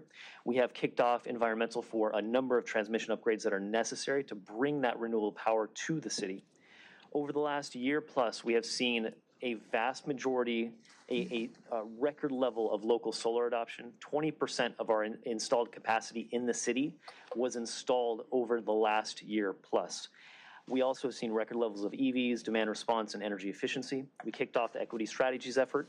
We also kicked off resiliency projects. The Green Meadows projects is under construction now with solar and storage at cooling centers in South Los Angeles. We also expanded solar access to our institutional customers and created revenue streams to expand solar access to our most vulnerable customers. I say all that because a lot of work has gone into achieving these goals, and there's much more that we have not already summarized today. Which brings us to Scattergood. Again, the LA100 study found that under all scenarios, we need in-basin generation. It would be operated very differently than how it's operated today. It would be operated only in extreme events, high heat days, in the event that we have outages that are unplanned, like wildfires or earthquakes. It also helps us meet our federally mandated regulations. And it provides power in those really extreme events when our most vulnerable customers are at highest risk. And finally, it allows us to make sure that we have the capacity locally to build out the transmission that is necessary to bring all of the renewable energy home. So with that as a background, I want to bring up Louis Ting to introduce the presentation on Scattergood. Thank you, Jason. Good morning, commissioners. I'm Louis Ting, Director of Engineering Power Engineering Technical Services. So I want to quickly go over, just quickly, the numbers real quick. I'm an engineer, so I'll go over quick numbers. We're going to be requiring additional over 10,000 megawatts of wind and solar, as indicated on this slide, as Jason mentioned, and regarding the LA100 study. And the study also shows that we're going to be requiring additional 2,700 megawatts of energy storage, as today we have about 1,300 megawatts of energy stored today. And what's really required about this project is the renewable fuel combustion turbines, which is over 2,600 megawatts by 2035 and 2045. Today, those are natural gas fuel, and we're looking at moving toward green hydrogen, and that's what this ordinance is really about, to look at what we can do with green hydrogen and how we're gonna get there with this procurement. Next slide, please.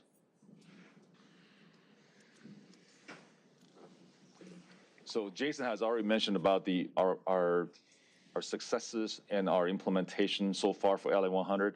I just want to quickly mention about the percentages. So last year, 2021, we actually achieved over 55% of zero carbon energy, and we anticipate we'll be over 61% of zero carbon energy by this year. And partly, obviously, he mentioned about Red Cloud. I won't go into more about that. But what I do want to add on this slide is that there's a green hydrogen RFI that we issued back in August and received over 36 responses in 26 entities that provided us the roadmap, give us where green hydrogen is today and where can green hydrogen go tomorrow. And those include Louis? Production. Yes. You said back in August, so that was a year ago? August of 21, and that was issued. 21. And we received 36 responses by November of last year. And we recently started to engage some of the developers. Wait, August of 21 or August of 20? Yeah, August of 2021. Okay. Yeah. In November of 2021, we received 36 responses. And that gave us a roadmap of where green hydrogen is today, how can they be applied to the foreign basin plants, and in relation to production of green hydrogen, to transport, but also for end use, and including environmental stewardship of hydrogen and safety of hydrogen. Next slide, please.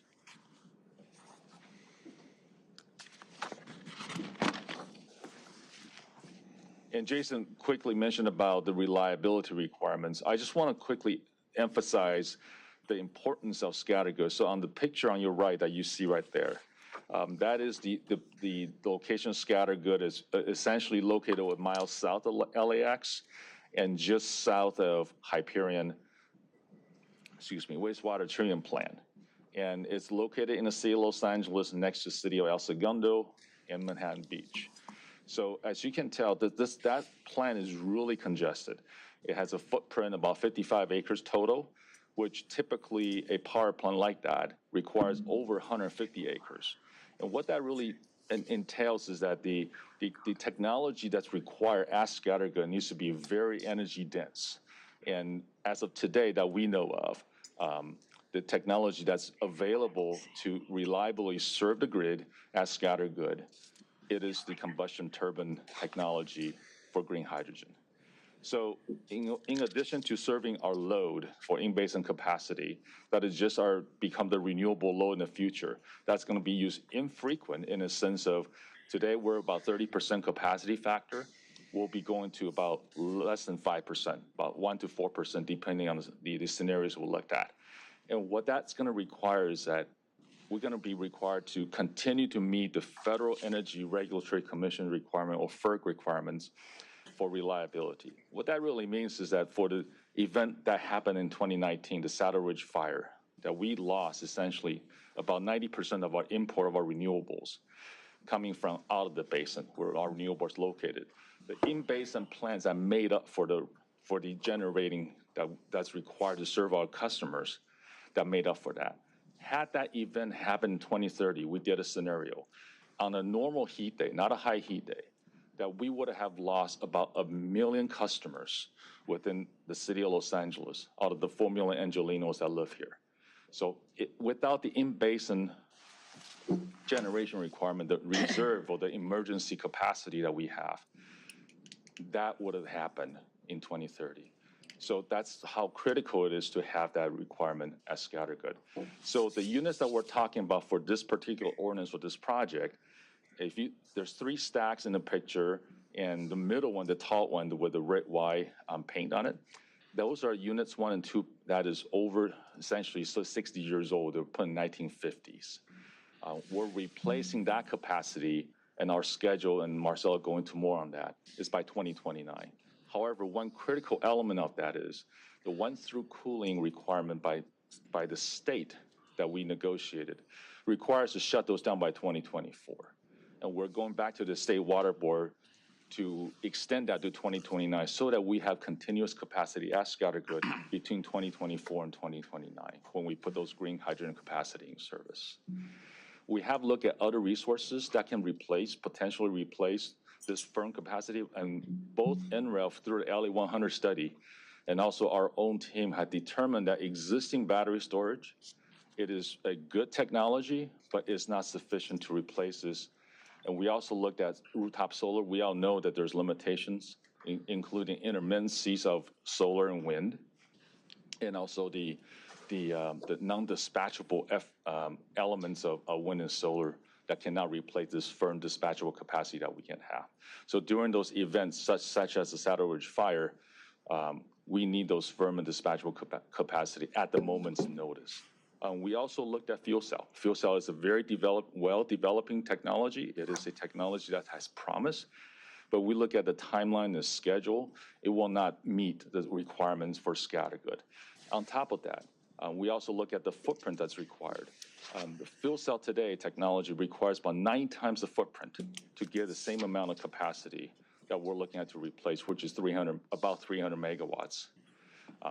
And in addition to that, the cost is multiple times. So for a typical project like this, estimate about $800 million, we're looking at about 2.7 million per megawatt. Whereas fuel cell, we're looking at about 10 million per megawatt. So the cost today is very significantly more. So I'm going to turn over to Marcelo to go over the project schedule and also the scope. Really quick question, Louis, does this site have black start capability? So yes, so these particular units don't. We have existing units 4 and 5, and then there's 5 and 6 and 7. Units 6 and 7 are LMS 100s. So we did test the black start capability. However, the true black start that I think you're mentioning is islanded black start. Yeah. We have those at other facilities like Haynes, Okay. Harbor, and Valley. Okay. All right, thank you. Well, thank you, Louis, and good morning, Commissioners. My name is Marcelo DePaulo, Manager of Major Projects and the Manager overseeing the Scattergood Modernization Program.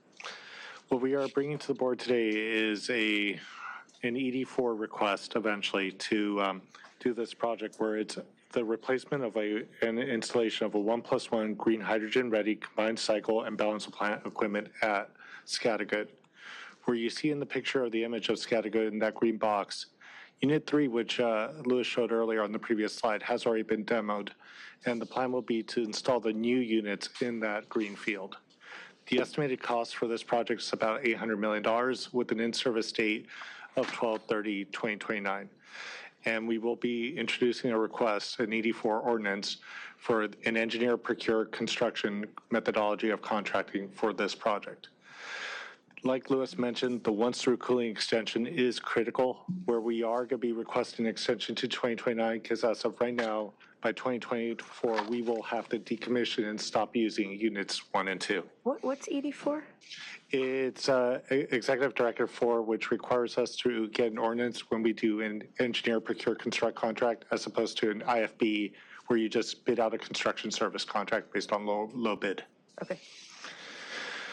The next slide here is our project milestone schedule, where right now we are in the middle of environmental process of the project. We have begun the EIR. We are in the process of doing our air permits, and we are working with the water quality groups to get permits for that. We right now are scheduled to actually, by December 2024, we will be coming to the board to present the EIR and approval for this project, with the goal of hopefully having our draft EIR by February of 2024. We will then be advertising and putting our RFP together from June to 24 with the goal of awarding it by February of 2026. And then from February, probably March of 2026 until pretty much December of 2029, we will be working on the design, construction, and the commissioning of the system. Over the last couple of months, this team has worked together with various groups. We've done public outreach to council office, various community groups, various advisory committees, stakeholders, media. We've done a whole lot of work on outreach, explain what the project is, benefits, and necessity of why we're taking this project approach. What's next with us? Right now, we are working on getting Can you go back to the timeline for a second, please?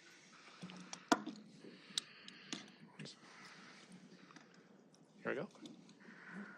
When did you say you were coming back to us? We will be coming back to you for the EIR in December of 2024, and we will also be coming to you in February of 2026 for the RFP. There will also be a board action probably in the future once we get the extension for the OTC. That'll be another one, but there'll be 3 more visits to the board for this project. Okay, so you won't see us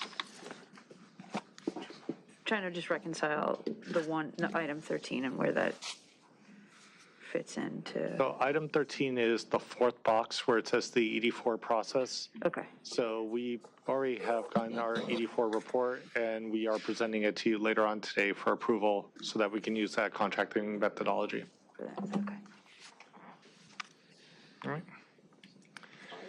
And then, Is there I would imagine trying to condense, you tried everything you could to condense the schedule to find ways of, because there's always surprises, right? Right.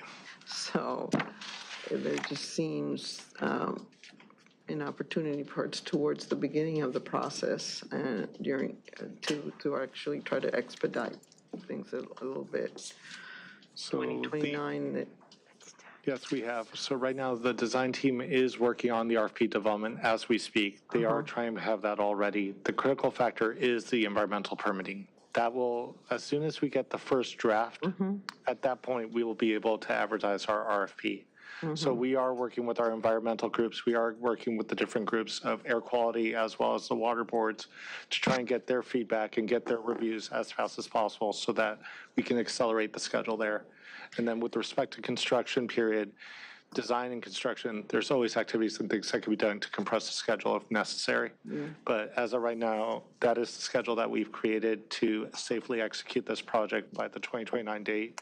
And we will be looking at different places or opportunities for time savings. And I'm just curious if there's any nexus with a lot of the work that the airport, LAX is planning associated with the Olympics. It is right there. So is there any potential conflict of, or in some way impacting, sort of the bigger airport at a time, our airport being somehow impacted by this project? It is my understanding from the work that we're doing at the airport, if we obtain the extension for the OTC, there should be a limited impact at all to them. And with the development of the new receiving station X that's being built out there and all that, their reliability should be improved with that end. And the cutover from the existing units 1 and 2 to the new units should address all future concerns. Okay. But impact to the Olympics, impact there, if we get the extension, there should not be any impact. Good. Thank you. And I appreciate Commissioner LEHRER bringing up the question about expediting, and I've certainly expressed to you guys my desire for this to move as quickly as possible. So I appreciate that you're working through the permitting and concurrently doing the RFP work. Yeah, and we've already commenced all the permitting work, including starting discussions with the regulatory agencies on sort of what exactly will be required. Okay, very good. Thank you, Nancy. Okay. And last slide for us. So what's next? So we are going to progress the permitting. We are working with environmental. We are working with the groups. We've reached out to IBW. We are in communications with them on obtaining the notice of compliance for the contract. And last part, we are developing the RFP as we speak right now. Any questions?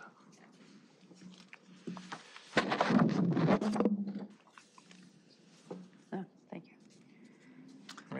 No questions, only to say that I know how very complicated and important this effort is, and appreciate the department's transparency, its collaboration. I know that not everyone is happy with or trusting of this particular course of action, but I certainly am, like Commissioner NEEMAN Brady, both supportive and very interested in it moving forward as expeditiously as possible, and have been quite impressed with lessons learned and with the way in which we are working with and seeking to at least be responsive to all stakeholders and all perspectives. So look forward to seeing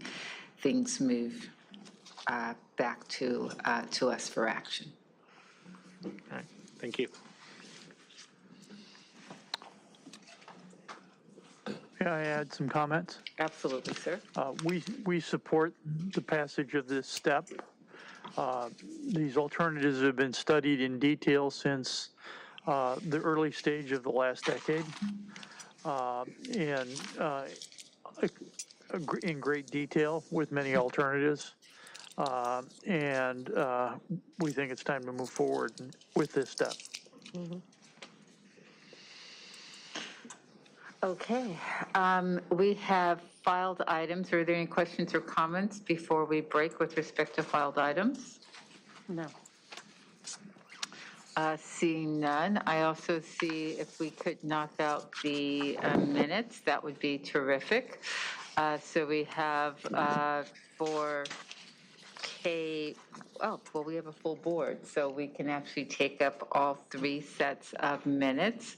Are there any questions or comments, or is there a motion for approval of, let me do it the right way, for item for K1, the commissioners eligible to vote would be myself, Commissioner BRADY Hopkins, and Commissioner LEHRER.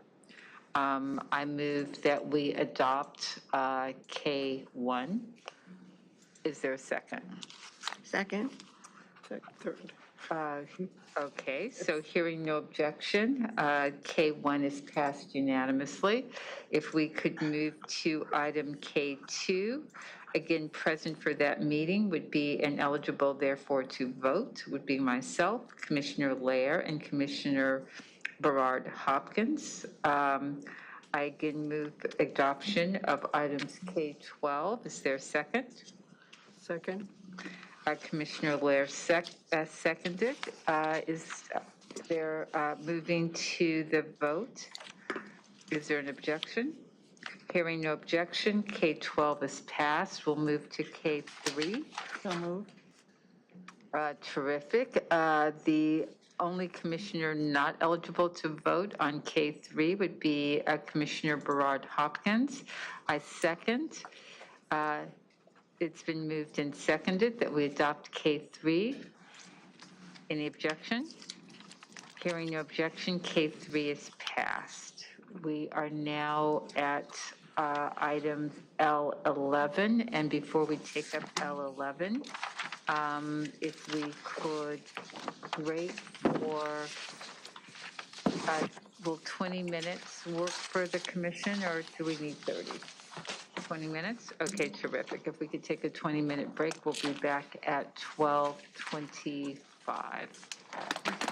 We're in recess. Thank you. Very important questions.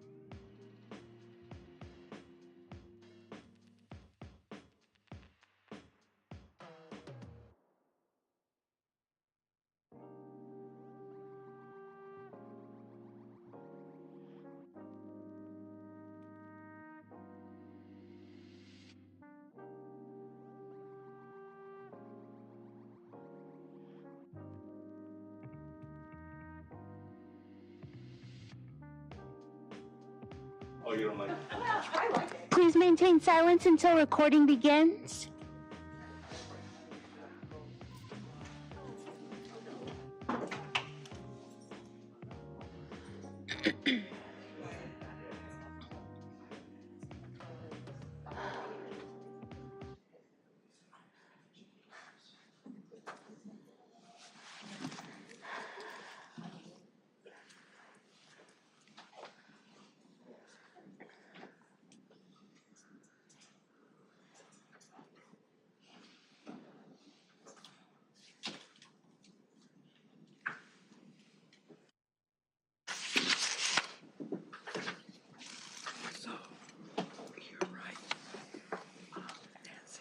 Good afternoon, Madam President. We're recording.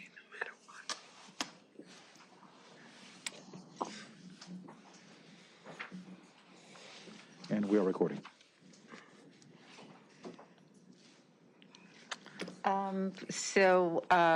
We are prepared to resume our meeting. Madam Secretary, would you please call the roll? Commissioner Barad Hopkins, Here? Commissioner LEHRER, Yes. President McCLAIN-HILL, Present. Commissioner NEEMAN Brady, Present. Vice President RUIZ, Present. 5 board members and a quorum is present. Perfect. We will move then to agenda item number 11. We have public comment on 11. I typically take up public comment after the department presentation, just in case there's something in the presentation that members of the public would like to speak to. I know that you've been here for a while, so if you'd rather go now as opposed to wait, you're good? Okay, terrific. Then we will start with the department's presentation on item number 11. All right, so I'd like to bring back Jason Rondu and his staff. So Director of Resource Planning and Development of Programs. So, good afternoon, I think. Good afternoon. So we have a presentation that we're happy to happy to present on this project. If you would prefer, we can give sort of a short verbal summary of this, but we're happy to go into the slides. Similar to the Scattergood presentation that was presented earlier, this project has significant relationship between providing a reliable future in the near term and providing a resilient and reliable clean energy future in the future. So I'd like to introduce Nermina Ruchich-O'Neill, who's a Senior Manager over Generating Station Engineering, and she will take us through this presentation. Thank you. Good afternoon, President, Commissioners. My name is Nermina Ruchich-O'Neill, and I'm Manager of Generating Station Facilities Engineering Group, which is in charge of this project. And for today's presentation, I would like to give you a little bit of background on the project for this combined cycle, options that we selected for the retrofit, scope, schedule, cost, and overall benefits of this project. So we're talking about Haynes Generating Station Units 8, 9, and 10, which are 575 megawatt in a net maximum capacity installed in 2005. These units, specifically Unit 8, which is steam generating unit, use ocean cooling for condensing the steam. However, in 2011, California State Water Resource Control Board mandated end of one-stroke cooling. And for Unit 8, we need to comply by December 2029. However, continued operation of this combined cycle is extremely important, like Jason mentioned, for resiliency and reliability of our power system, especially for its flexibility while we transition to decarbonized future. This is depiction of simple depiction of the combined cycle. Right here we have just one gas turbine, but we actually have 2 gas turbines with the steam turbine in a tandem. And like I mentioned, ocean is used from the inlet channel water from the ocean is used to cool the steam in a steam turbine. But we are moving with retrofit to exchange that for new technologies such as a wet cooling system. While our engineer approached this project first in 2018, we wanted to investigate the industry and find out what are the all options for the cooling system. And there is 3 known technologies: dry cooling, wet cooling, and combination of the 2 called hybrid cooling. Dry cooling uses air, so it's called ACC, air cooling condensing system. We have those installed with our brand new units in 2015 in a Scattergood, units 4 and 5, so we are familiar with this technology. Wet cooling we also have in a valley generating station using recycled water from Tillman plant. And the hybrid cooling is a combination of 2, like I said, normally installed with the brand new units. So when you are building combined cycle, you choose this option only in arid areas where temperatures are really high, where air cooling condensing system is not so effective, so water cooling system is needed to supplement. When we investigated these 3 options, we found out that implementation of dry cooling using air has some drawbacks, actually very important drawbacks. It will diminish output of our units. For the same amount of fuel, our output reduction would be 15 megawatts.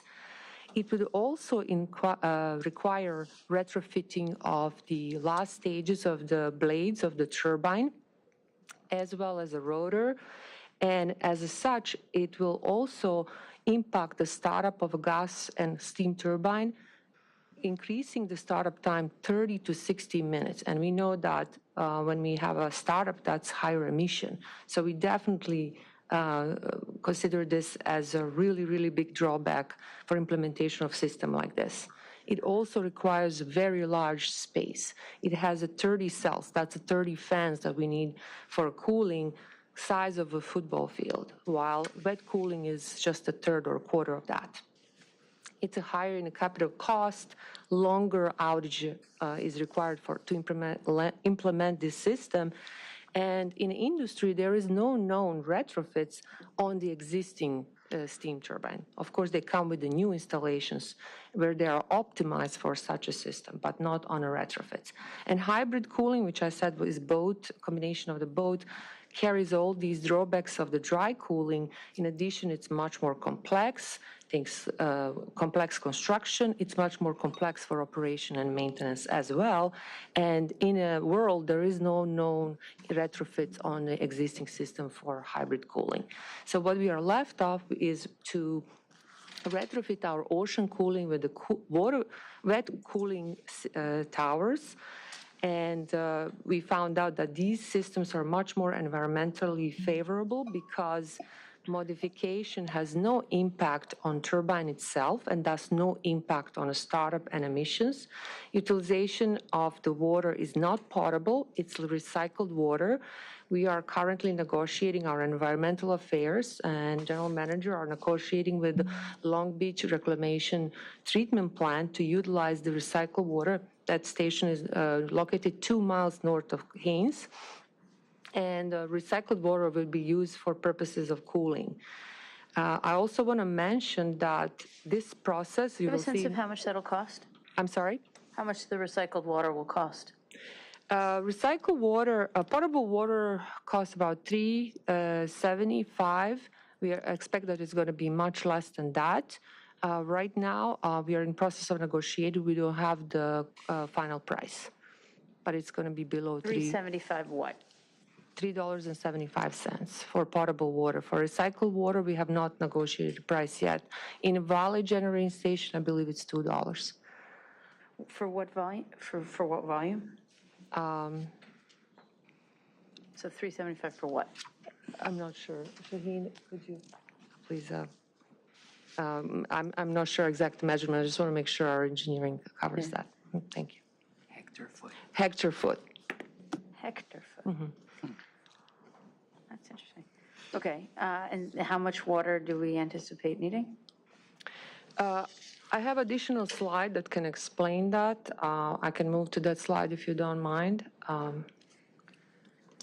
So our analysis is based on several measurements. Maximum usage, which is if the unit runs 24/7, which is not normal operation of this combined cycle, we would need 4.2 million gallons per day or 12.9 acre-foot. However, the average usage, which is current or projected for 2027 when we expect the system to go in operation, would be 1.5 million gallons per day or 4.6 acre-foot.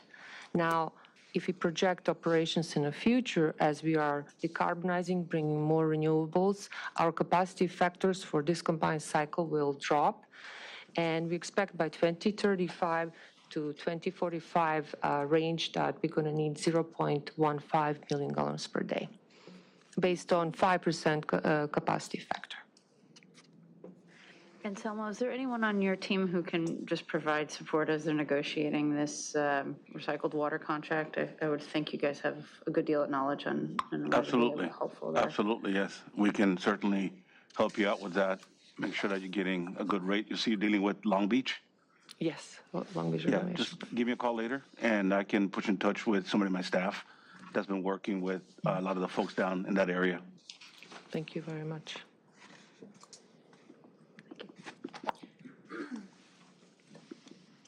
In addition to being able to mitigate OTC compliance 2 years earlier by 2027, significant benefits of this installation is that it has been industry proven on retrofits installation.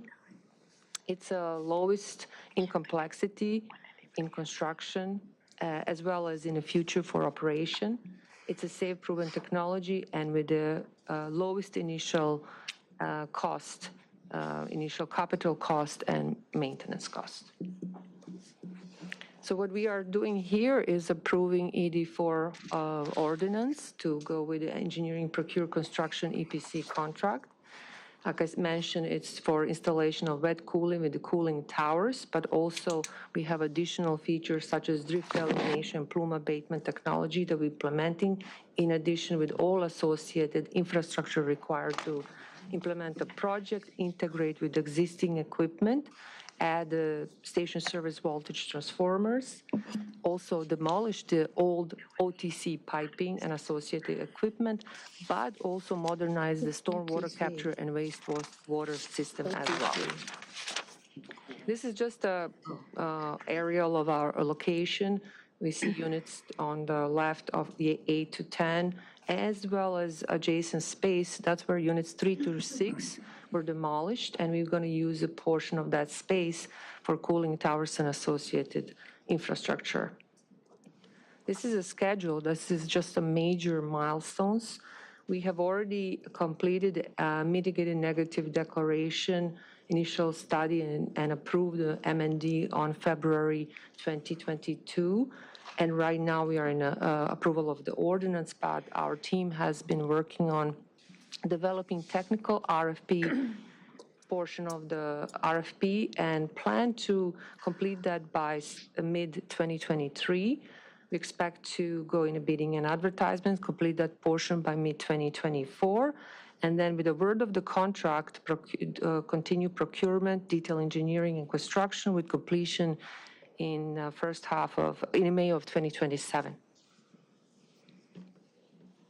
So speaking of the cost, total cost of the project EPC portion is estimated to be $130 million, non-EPC $17 million. That is for LADWP project management, engineering, and certain parts and equipment. And estimated cost of recycled water and wastewater is recycled water as well and wastewater about $25 million each. And finally, long-term value and future for this project is that this facility, this particular combined cycle is very important for resiliency and reliability during LA100 transition projects and to proceed beyond 2029.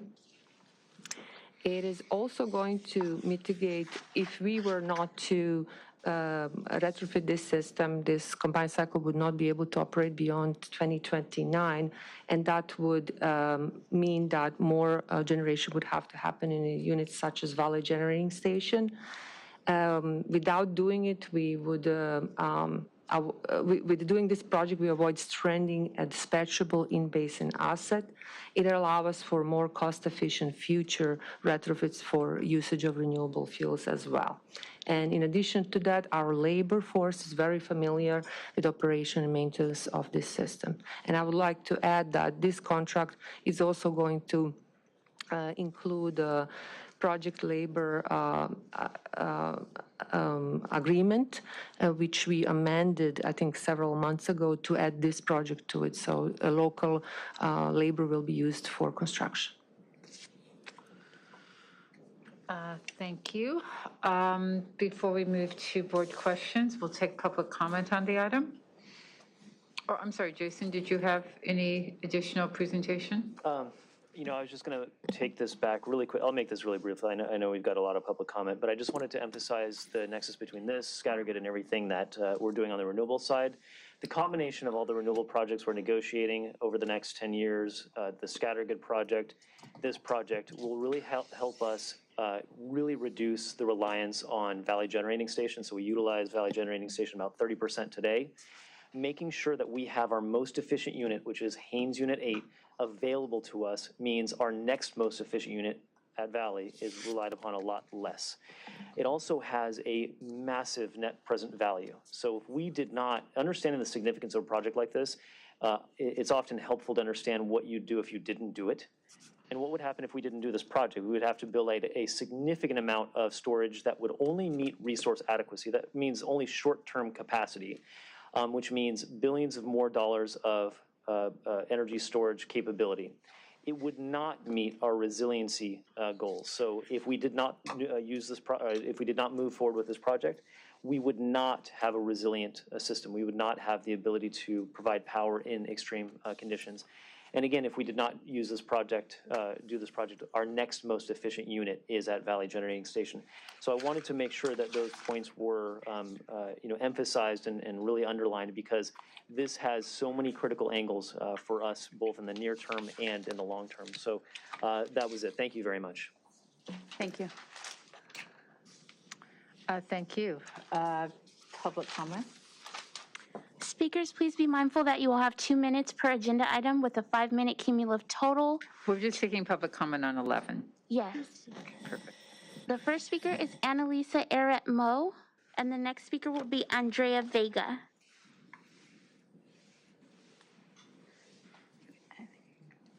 I think she can go, right? No, she stays for questions. Okay.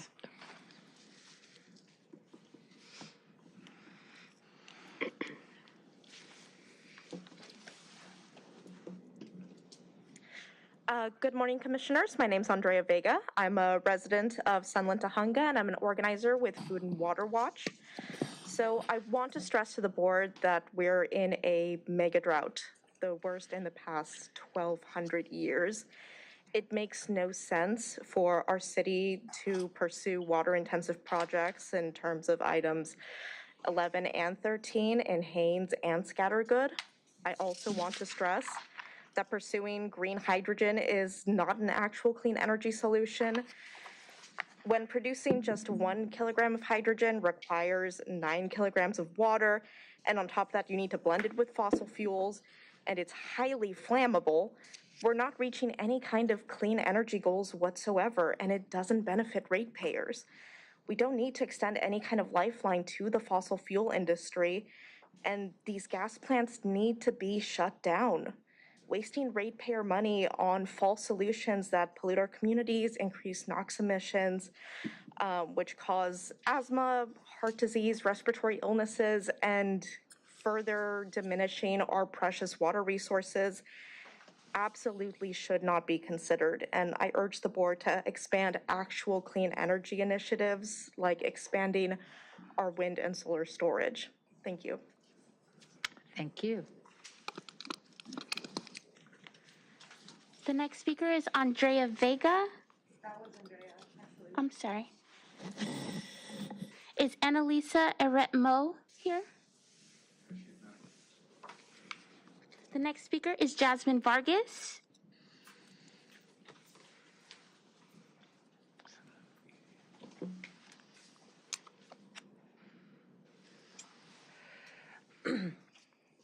Hello, esteemed board members. My name is Jasmine Vargas. I am Food and Water Watch's senior organizer and Climate Justice for LA campaign lead. You have heard from me before. You will hear from me again because my commitment here is to make sure that as we transition to 100% clean energy, we do it equitably and we don't do it in a way that is going to continually harm the communities that have been on the front lines of and the fence lines of pollution, environmental racism, and the climate crisis.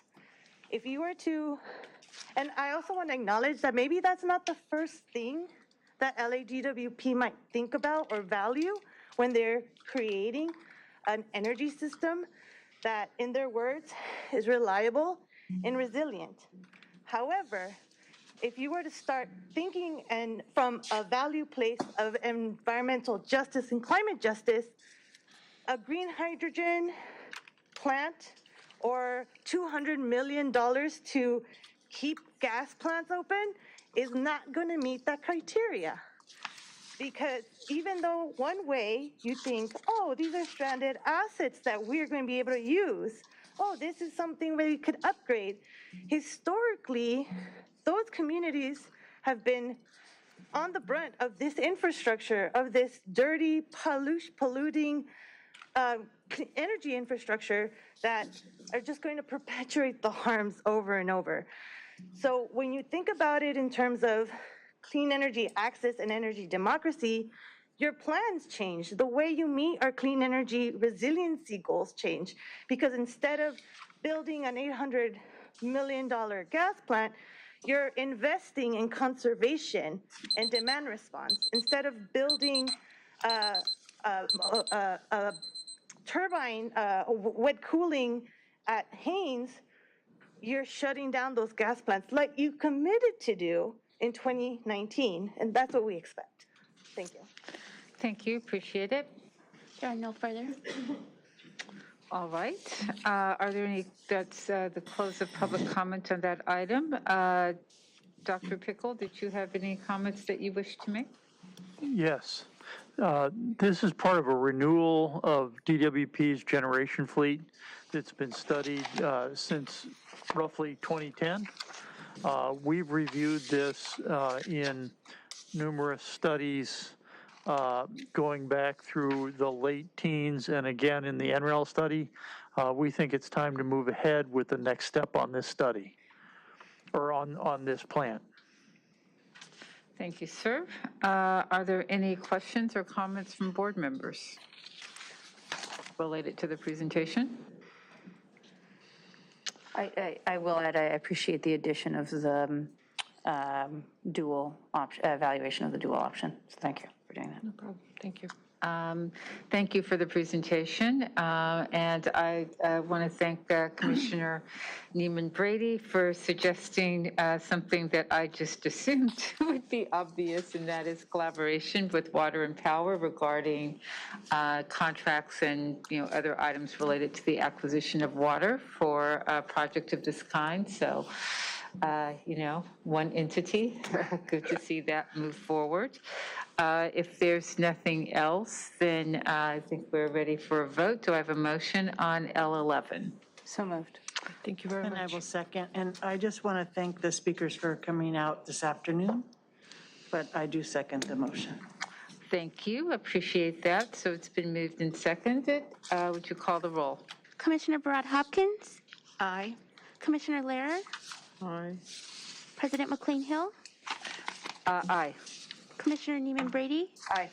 Vice President Ruiz? Yes. 5 ayes, motion adopted. Thank you. Now we'll take up L12. For L12, I'd like to bring up Lori Morris. She's the Power Engineering Manager for External Generation Projects. She has a small slide available, or if you just want her to answer questions. This item was requested by a couple of commissioners, so if you would just go through the presentation, that would be helpful. I will do that. Thank you. And good afternoon, commissioners. It's a pleasure to come before you and explain these agreements. My name is Lori Morris. I'm the manager of external generation projects, as well as the IPP project manager. And I just wanted to bring before you that the STS as being an asset of IPP, just a very brief understanding of where it sits. So the assets for IPP include the generating station that is up in Delta, Utah, as well as the transmission equipment, which includes the converter station up in Delta, Utah, and the line, the DC line that goes from Delta, Utah down to Adelanto, California, and then the transmission equipment that is there. So this project, the asset is owned by the Intermountain Power Agency, and there are 35 purchasers of the power that is there, and that includes 29 Utah municipalities and co-ops and 6 municipalities in California. With LADWP, you also have Anaheim, Riverside, Pasadena, Burbank, and Glendale. And DWP stands as the operating agent and the project manager for the major projects there, and that is one of the reasons why we are so very involved. We are, the project manager as well as the largest recipient of the power that is there. What I bring before you today are 3 agreements. In this slide, they're the bottom 3 agreements. There was a renewal power sales agreement that came before this board back in 2015, and that is the first one there, the renewal power sales contract that basically committed LADWP to continue with the project through 2077. And with that commitment, there are 5 major agreements that needed to be amended or improved or renewed in order to continue to facilitate that relationship. The construction management and operation agreement will be coming before this board within the next few months. But the 3 that I'm bringing before you, the renewal agreement for the acquisition of capacity, the renewal transmission service agreement, and the renewal agency agreement will be between LADWP and SCAPA. What these 3 agreements do will be to set up the framework for SCAPA to be able to continue to provide payments in native construction for any capital improvements on the STS. So in other words, we convey our capacity to them, and in exchange for it, we get the services. Yeah, services. Okay. Yes, exactly. And that is what the agreement for the acquisition of capacity does. The transmission service agreement is that agreement between LADWP and SCAPA, where LADWP basically, pays SCAPA for that. SCAPA then takes over the responsibility of providing bonds and notes to finance any capital improvements. And then that agency agreement is just a renewal of the original one where, SCAPA doesn't have a lot of staff, and so we use LADWP staff to support a lot of the functions, the financing functions and the bonds and things like that for SCAPA. And why is it a 50-year term? It's a 50-year term to extend, the STS can last until then, and we just really wanted to maintain the relationship with IPA, and all of the purchasers, the 35 purchasers, decided that 50 years would be, good, and the existing ones will extend only until 2027. And so it was just decided at that time, let's just go ahead and extend 50 years, and that was several years ago, in order to maintain that renewable hub. It's a hub between a lot of wind and solar and geothermal, and it's just a really good idea to maintain our relationship with IPA. And I'm not sure if it was arbitrary, I wasn't around at that time, but 50 years seemed like a really good, time frame in order to maintain and why wouldn't that asset. 30 also do it? Why wouldn't 30 do it? Why do you need 50? Well, right now we're 35, a little bit more years in, and the transmission equipment has lasted that long. The transmission equipment can, once we renew it, last another 30, 40, 50 years. And so we just thought it was a good time frame in order to get past the next set of updates and capital improvements that are needed there.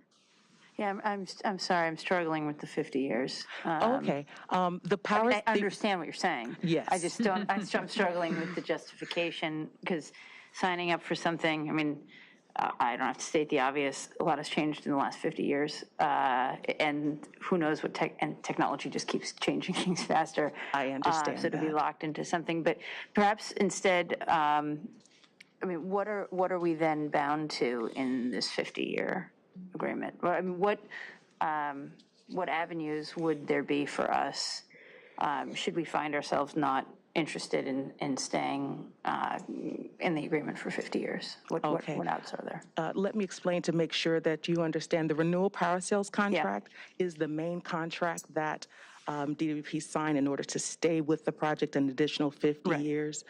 These contracts We'll then just match that. I understand, yeah. Yes, LADWP has committed to receive power from the generating station, and And correct me, that was done in 2015, right? And that was done in 2015. Okay, predates me, so just bear with me. That was done in 2015. Thank you for that. I mean, but truly, of all of the purchasers, LADWP was committed through the signing of all of the renewal agreements that were needed. So even if the other cities, departments, because Anaheim, Riverside, and Pasadena either did not sign on to the renewal or elected to not continue. So LA, Burbank, and Glendale are continuing through the 50 years. And if there are any power that they want to reduce, then LADWP will receive that extra power. Okay. So the power supports our system here, and it is going to be a renewable hub. The renewables will continue. We reduced from 1,800 megawatts down to 840, which will then allow even more renewables to be able to come down the STS and support the renewable portfolio that we support and is required by the city of LA. Why weren't these three signed concurrently with the other two? I would think they'd all you need these three to make really the other two work. So why weren't they done all at the same time? These three, I won't say they're needed to make the other three work. They are needed in order for SCAPA to provide financing of the STS.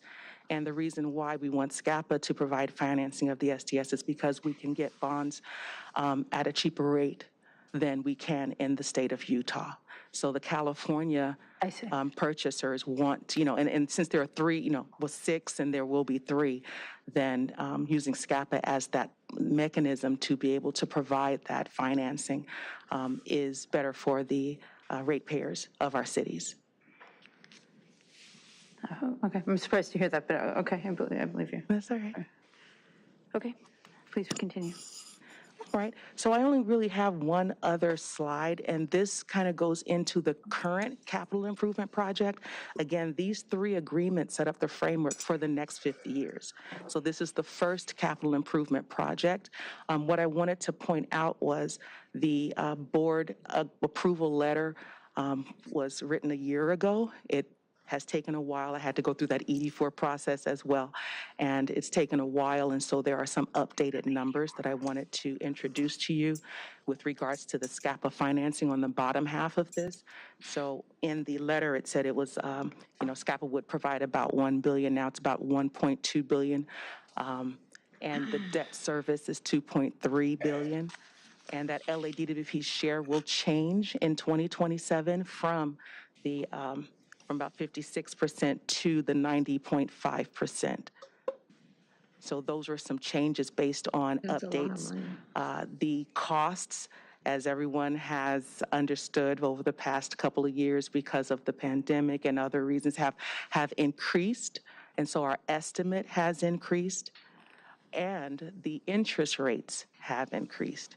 And so the cost of borrowing money has increased. And so there are some updates to that letter. But basically, the scope of the existing project is to renew, or shall I say, replace the converter stations in Delta as well as Adelanto, as well as extend the switch yards in Delta and Adelanto, and no update whatsoever or a change out of the actual transmission line, the 488-mile line that goes from Delta to Adelanto.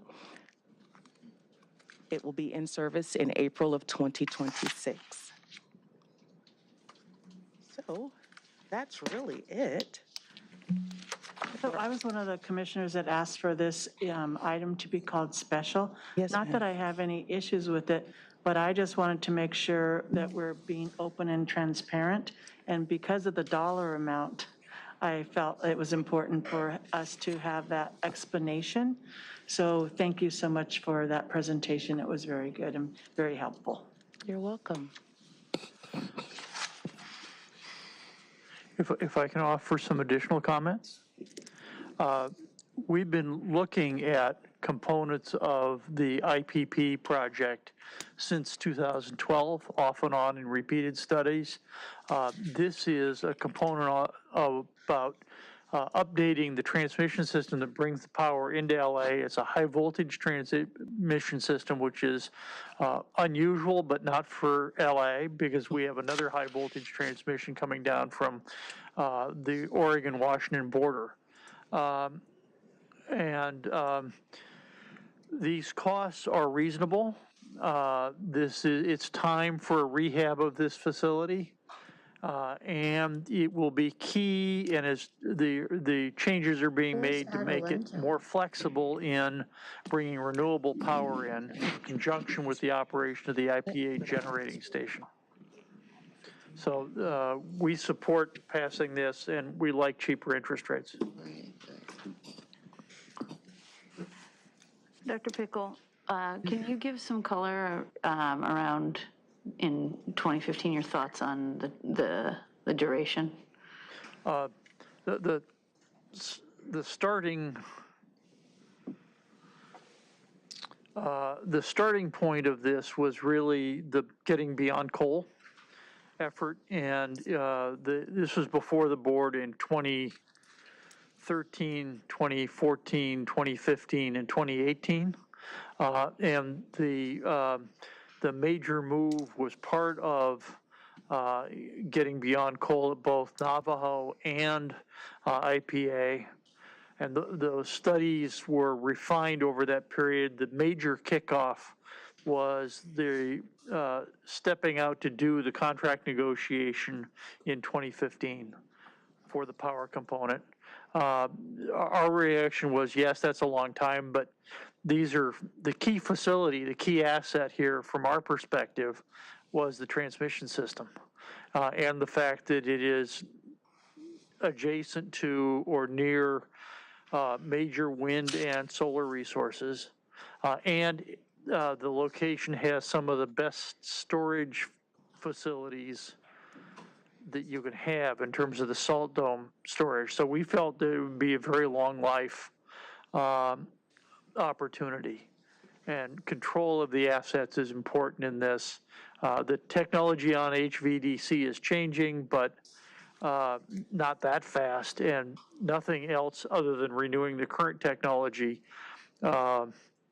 was of the scale or voltage that this system had. So the technology discussion got settled relatively quickly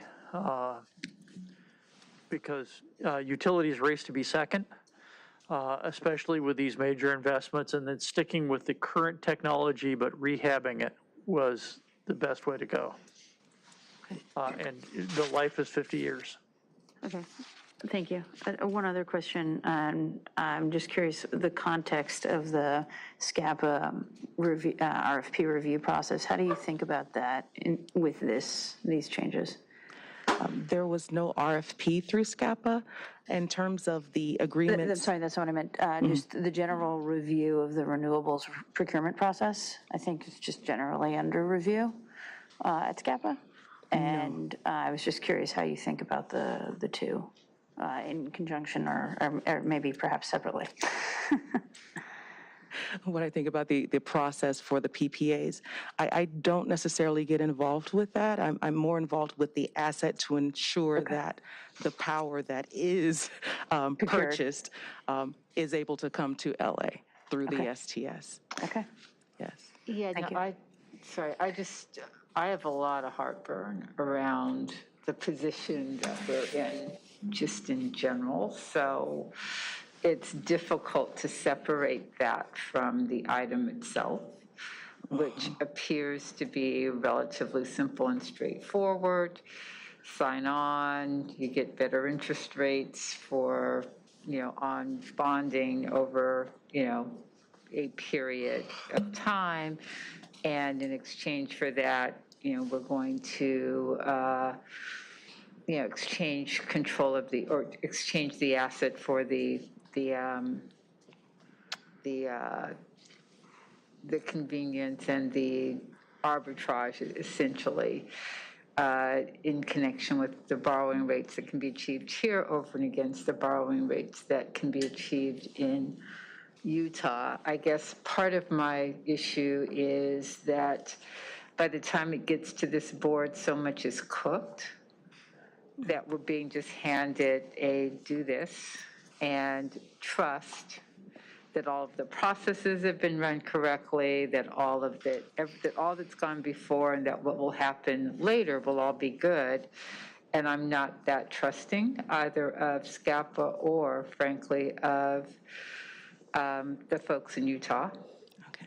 As you know, I continue to be frustrated at the place that we find ourselves with respect to the contracts that we apparently are managing and overseeing, et cetera, but that don't meet our standards. So if there were contracts that we directly let, they would be, contracts that included union labor, and they're not.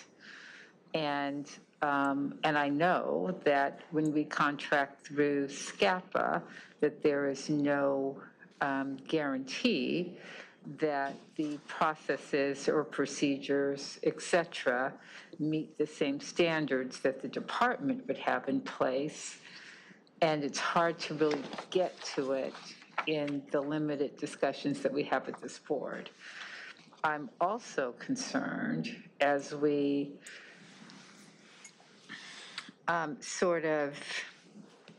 as we look at the, at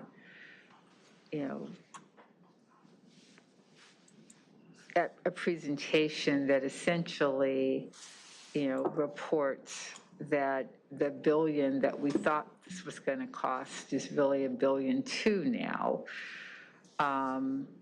because we don't pick up revenue as easily as we seem to pick up debt.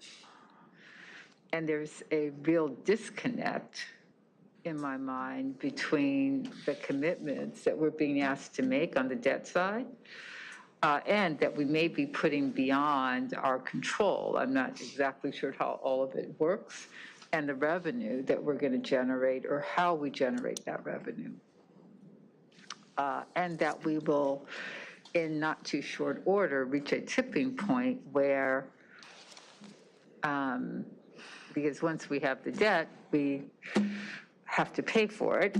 And when we pay for it, we're talking about a finite number of people and the increasing probability that that debt will fall on the backs of the people least able to pay. So this entire piece, I am not thrilled with, and certainly have a lot of issues with the actions, the 50-year agreements that we are now syncing up with. So, Cynthia, I couldn't agree with you more. But the magnitude of the topic you're handling, I know you know, is well beyond the scope of this item. It is definitely hard to decide how to proceed here. Clearly, we need these for everything else, but it is hard to figure out how. What is the timing in terms of when you need a response to proceed? The agreements, and there are 9 agreements that are needed for SCAPA to move forward with the financing. This is 3 of them. Several of the other, the city of Glendale and the city of Burbank, as well as the 2 agreements between SCAPA and IPA. The mass majority of them have already been approved, so it's just a matter of whenever you need whatever time you need at this moment. I mean, obviously, I would like to go as fast as possible, but there are other means that we can at least temporarily be able to provide payments in aid of construction for IPA. The plan. Two questions for you. So I thought the existing agreements expire in 27. So yes, we do have time. So what is it that you need? What is driving your need to go as fast as possible, aside from obviously the desire to complete this? Right. The existing construction right now will be useful for the next 30 years. And so therefore, the financing of it needs to be with these agreements so that the cities, whether they're, the cities that are not going to be in the renewal period will not have the responsibility of paying that debt past June 15 of 2027. That is why that needs to be on these agreements, as well as the renewal power sales contract, as opposed to the existing ones. Yeah, okay. So at least what I'm hearing is there's no urgency to do this today. And I guess what I'm telling you and what you may be hearing from Commissioner NEEMAN Brady is that we'd like some time to better understand, just to get comfortable with the implications of the action. It's not just as simple as, oh, gee, we'll get a better interest rate on bonds. There are multiple implications with respect to where we are and what we're doing, and we'd like to understand those better, and also to understand options, just to be better informed about a decision of this magnitude. So I would be inclined to not act on this today and to defer it out for at least 30 days and then to have it come back. It could be, we can work on timing, but I think that's, does that work for folks? Yes. Sir, Dr. Pickle. We have reviewed these contracts, and the operating team here has kept us informed as to their choices in negotiations on the physical side of this, as well as these components. So if you have further questions on those, we'd be happy to sit down with you on that. One of my lessons in business was going off to a major financial entity to pitch a project, and their words were, deals of 3 will never be, and it would involve a deal of 3. Well, this is a deal of at least 33. So what DWP has done is an amazing negotiating balancing act in this front. And this asset is principal for getting the 3 LA parties, Burbank, Glendale, and LADWP, the benefits of these assets in Utah. We think these components are not are entirely related to just rehabbing the HVDC asset. Am I characterizing that correctly, Lori? Yes, HVDC. So it's now a system that is 42 years old, roughly, and it needs to be rehabbed. There are risks in terms of just components rotting. This needs to go ahead, and they've timed it so it is coming in. The rehab will be done, I think, just a little bit behind the completion and transition of the IPA power plant. Yes. And this has been reviewed multiple times in a heavy discussion since 2013. All right. No, thank you, and I appreciate that. And the only thing I will say about it today is that there are 5 of us that are being asked to cast votes today. And I think that it's really, that to the extent that any of us have questions about, whether we're exercising our fiduciary duty appropriately, we need to take some time and resolve those issues for ourselves. And it may well be that this is the absolute thing to do, but that's a conclusion that we need to be able to reach, and I look forward to having some further discussion with you about it. So we will defer action on L12 and move to, thank you, Lori, I appreciate it. Yes, thank you, Lori. I just want to add that I'm sure Commissioner McCLAIN-HILL is similarly situated, willing to chat as soon as you're ready. Yep. Yes. And eager to hear about this more fully. So it does not have to wait a month, but to get back to us. And I have representatives from FSO as well as the city attorneys who were involved in the process to be able to help as well during those discussions. No, thank you. We appreciate it. And it's worth the effort. So thank you. Okay. Thank you. Thank you. So we'll move now to item L13. And we do have public comment on L13. Will we have the presentation first, please? So we can bring Jason back up to answer questions. So this is the presentation that we've already had on This is Scattergood. Got it. We've had the presentation on Scattergood. I'm sorry. Why don't we take public comment with respect to this item, and then we can entertain it at that point. Would you please call for public comment, or would you please call public comment? The first speaker is Jen Simmons.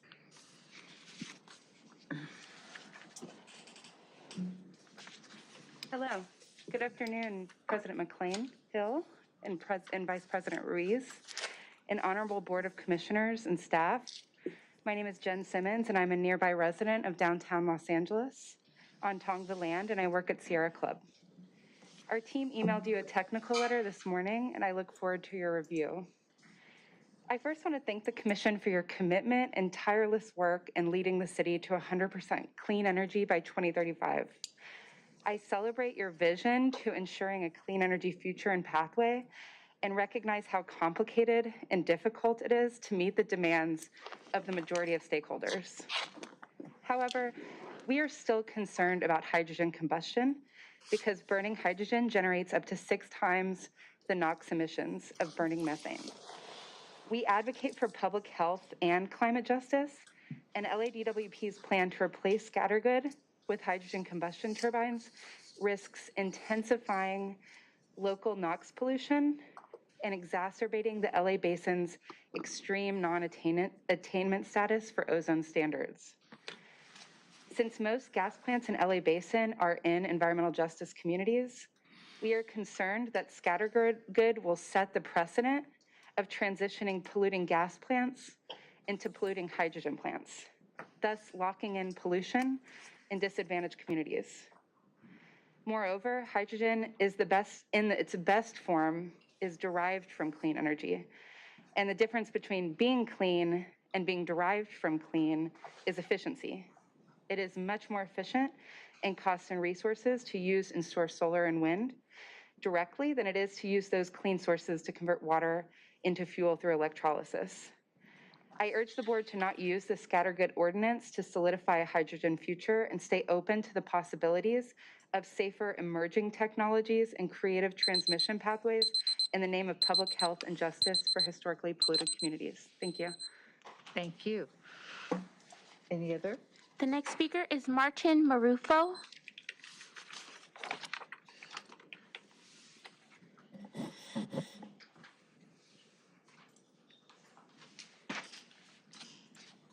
Good afternoon, Honorable Commission. Thank you for having me here. Good afternoon, Madam President. My name is Martin Rufo. I'm a Senior Assistant Business Manager with International Brotherhood of Electrical Workers. I represent the workers at Los Angeles Department of Water and Power. And I'm a lifetime Wilmington resident, where Harbor Generating Station is, and close to Haynes. And I worked at Harbor, and I worked in refineries. I worked in the chemical plants. I came out of high school, and I got this great job with a union. Worked my whole life as a union worker. I understand the resistance to having any kind of combustion, but green hydrogen is technologically, it's the way that we have to go. We have, I was on the LA 100. The reason we had the LA 100 was because the public came and said, we need a study. We got a study. We found out we had to have in-basin generation. This is what we need to support the system. I live here. I need to have my lights on. I need my mom to have the ability to have power when something goes wrong. This is very personal to me, but it's very important to my kids and my grandkids. The technology that we have is it's developing.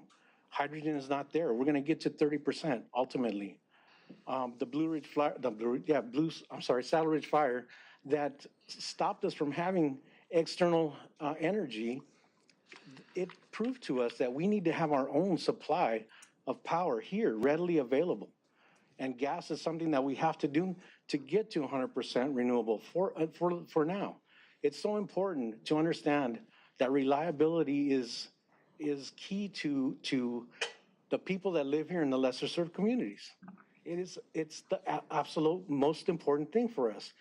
As far as water and power is concerned, okay, water is pretty important too.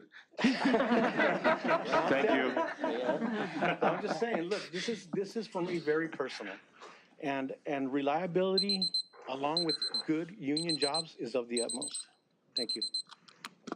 The next speaker is Faith Myra, who will be followed by Daniel Cagle. Okay. Daniel Cagle. Hi, my name's Dan Kegel. I'm the chair of the Energy Committee of the Neighborhood Council Sustainability Alliance, speaking only for myself. We should have solar and batteries on every building in LA, but there are dark, cloudy weeks in December when solar won't help. And if there's a cold snap and or a transmission line failure, we can't afford to let the power go out. That's why we need to keep Scattergood around as backup power for those rare occasions when solar, wind, and batteries aren't enough. And it's why I support retrofitting Scattergood to stop using ocean water for cooling and to use green hydrogen as fuel when it becomes available. But to be credible, DWP needs to work harder to help customers switch away from gas. For instance, the DWP marketplace Mr. Jacot mentioned earlier needs to offer eco-financing as SoCal Gas's nearly identical marketplace does. Thank you. The next speaker is Francis Yang, who will be followed by Andrea Vega. He's from our meetings. He's from our Thank you. Hi, good afternoon now. My name is Francis. I'm an organizer of the Sierra Club's My Generation campaign. We work on getting California to 100% clean energy, and maybe you've seen me in the SLTRP meetings and all the great stuff that y'all do. I just wanted to also note, I really appreciate the comments from the man from Wilmington. I also grew up next to one of the power plants, Haynes in Long Beach. So I understand reliability, but I also understand the impact of what it means to have a mega pollution site. Actually, I grew up next to two of them, AES and Haynes. AES actually billowed black smoke on Sunday night. So I understand that the concerns for reliability are very real. Right now, we're in a major summer heat, we're in drought, we are scrunching.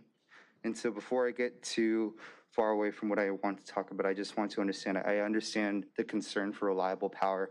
That is the #1 priority for the power sector of DWP. However, when it comes to Scattergood and other green hydrogen combustion technology, I hope you understand our concern.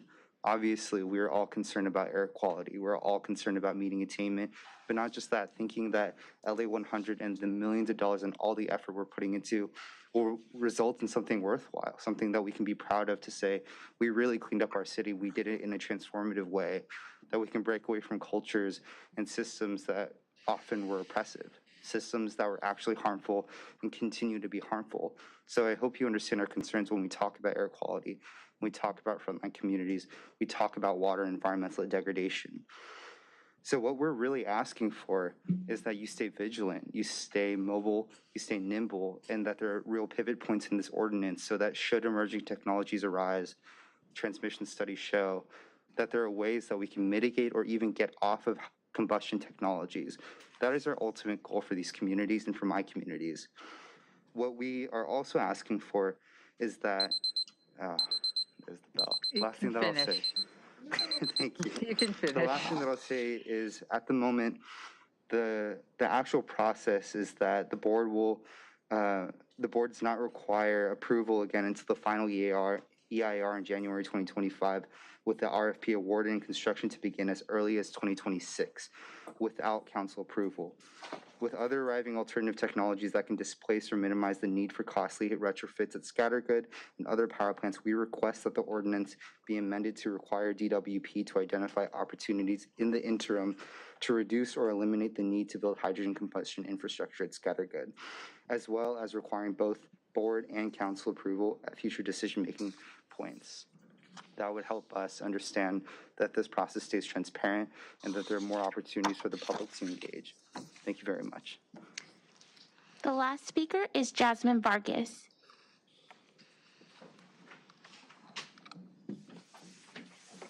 Thank you so much. Hello again, I'm Jasmine Vargas, and unfortunately, some of the speakers had to leave, Faith Mira, Andrea Vega, so I want to really quickly say they're both impacted communities, as you heard. Faith lives very close to Scattergood, so she would be a directly impacted constituent, so I'm sorry that she wasn't able to wait around, but I did want to say that I think we're still in the middle of debating whether or not hydrogen is even going to be used. So I don't understand why 3 months, 6 months before this board or even city council decides on whether or not what scenario the SLTRP process is going to be, you're moving this forward. The only reason I could think of is that they're trying to bake it in so that when it actually comes to the people, whether or not we want hydrogen, then we would be in a place where we'd have to fight something that you all already approved. And I don't think that's fair, and I don't think that's transparent, and I also don't think that's equaling to the values of what a public utility should be, which is listening to the people.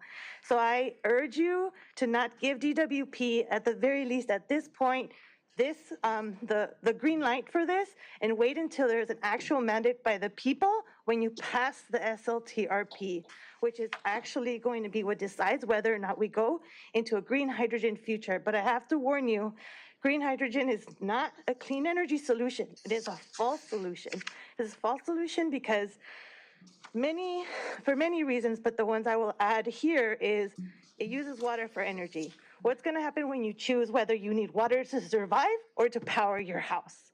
What's going to happen then when there isn't enough to go around? Second is blending.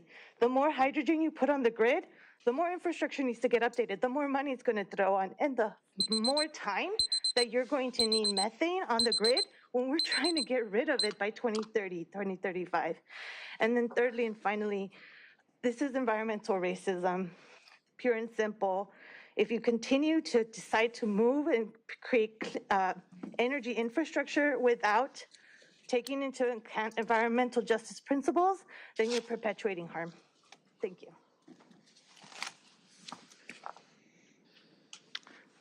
Thank you.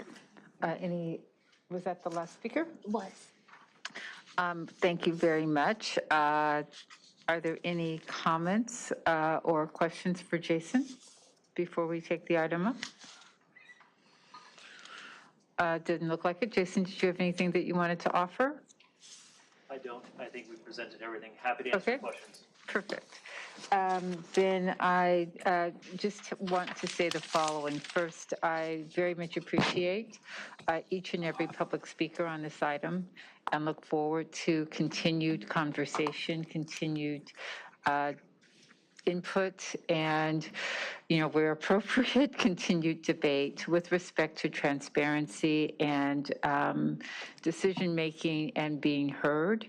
The department is committed and remains committed as we, explore, as we test, as we examine, and as we try to find the optimum alternative to ultimately pursue. To stay engaged and to be very transparent. We are here just about every other Tuesday or 2 Tuesdays a week. We are here, we will be here, and we will always be open to comment. We will also continue to workshop and have presentations on this item. we've got a lot to accomplish as a community, and the only way that we're going to get there is if we are able to move together, and you, at the end of the day, will be able to judge the process by how it unfolds. But you are always, this is a municipal utility, as has been stated. This is your boardroom, so you are welcome here, and we are happy to hear from you. And also, I know that our staff continues to be committed to working in small groups and in other forums to explain, to also take in information and comment. And hopefully we will arrive at a place where all of the unknowns become known and we achieve the carbon-free future that we are looking for with respect to the provision of power and water, frankly, as we move forward. So with that, this item is ready to be called. Is there a motion? So moved. A second? Would you call the roll? Commissioner Barad Hopkins? No. Nay. Commissioner LEHRER? I'm sorry? Aye. President McCLAIN-HILL? Aye. Commissioner NEEMAN Brady? Aye. Vice President Ruiz? Aye. 4 ayes, motion adopted. That is the final item on the public agenda, so we will consider this meeting to be in recess, and we will move into our closed session, at which time, subsequent to which we will adjourn. Is there anything that we need to say going into closed session? Yes, I will read. The board shall recess into closed session for a conference with legal counsel regarding the items listed on the agenda. The board shall publicly report any any action taken in closed session and the vote or abstention of every member present thereon in accordance with section 54957.1 of the California Government Code. Thank you. We'll stay in this room for closed session. So if the public would clear the room, and if you will, in the booth, just prepare to close the mics and get us ready for closed session, that would be great. Thank you all. What happened to 16 through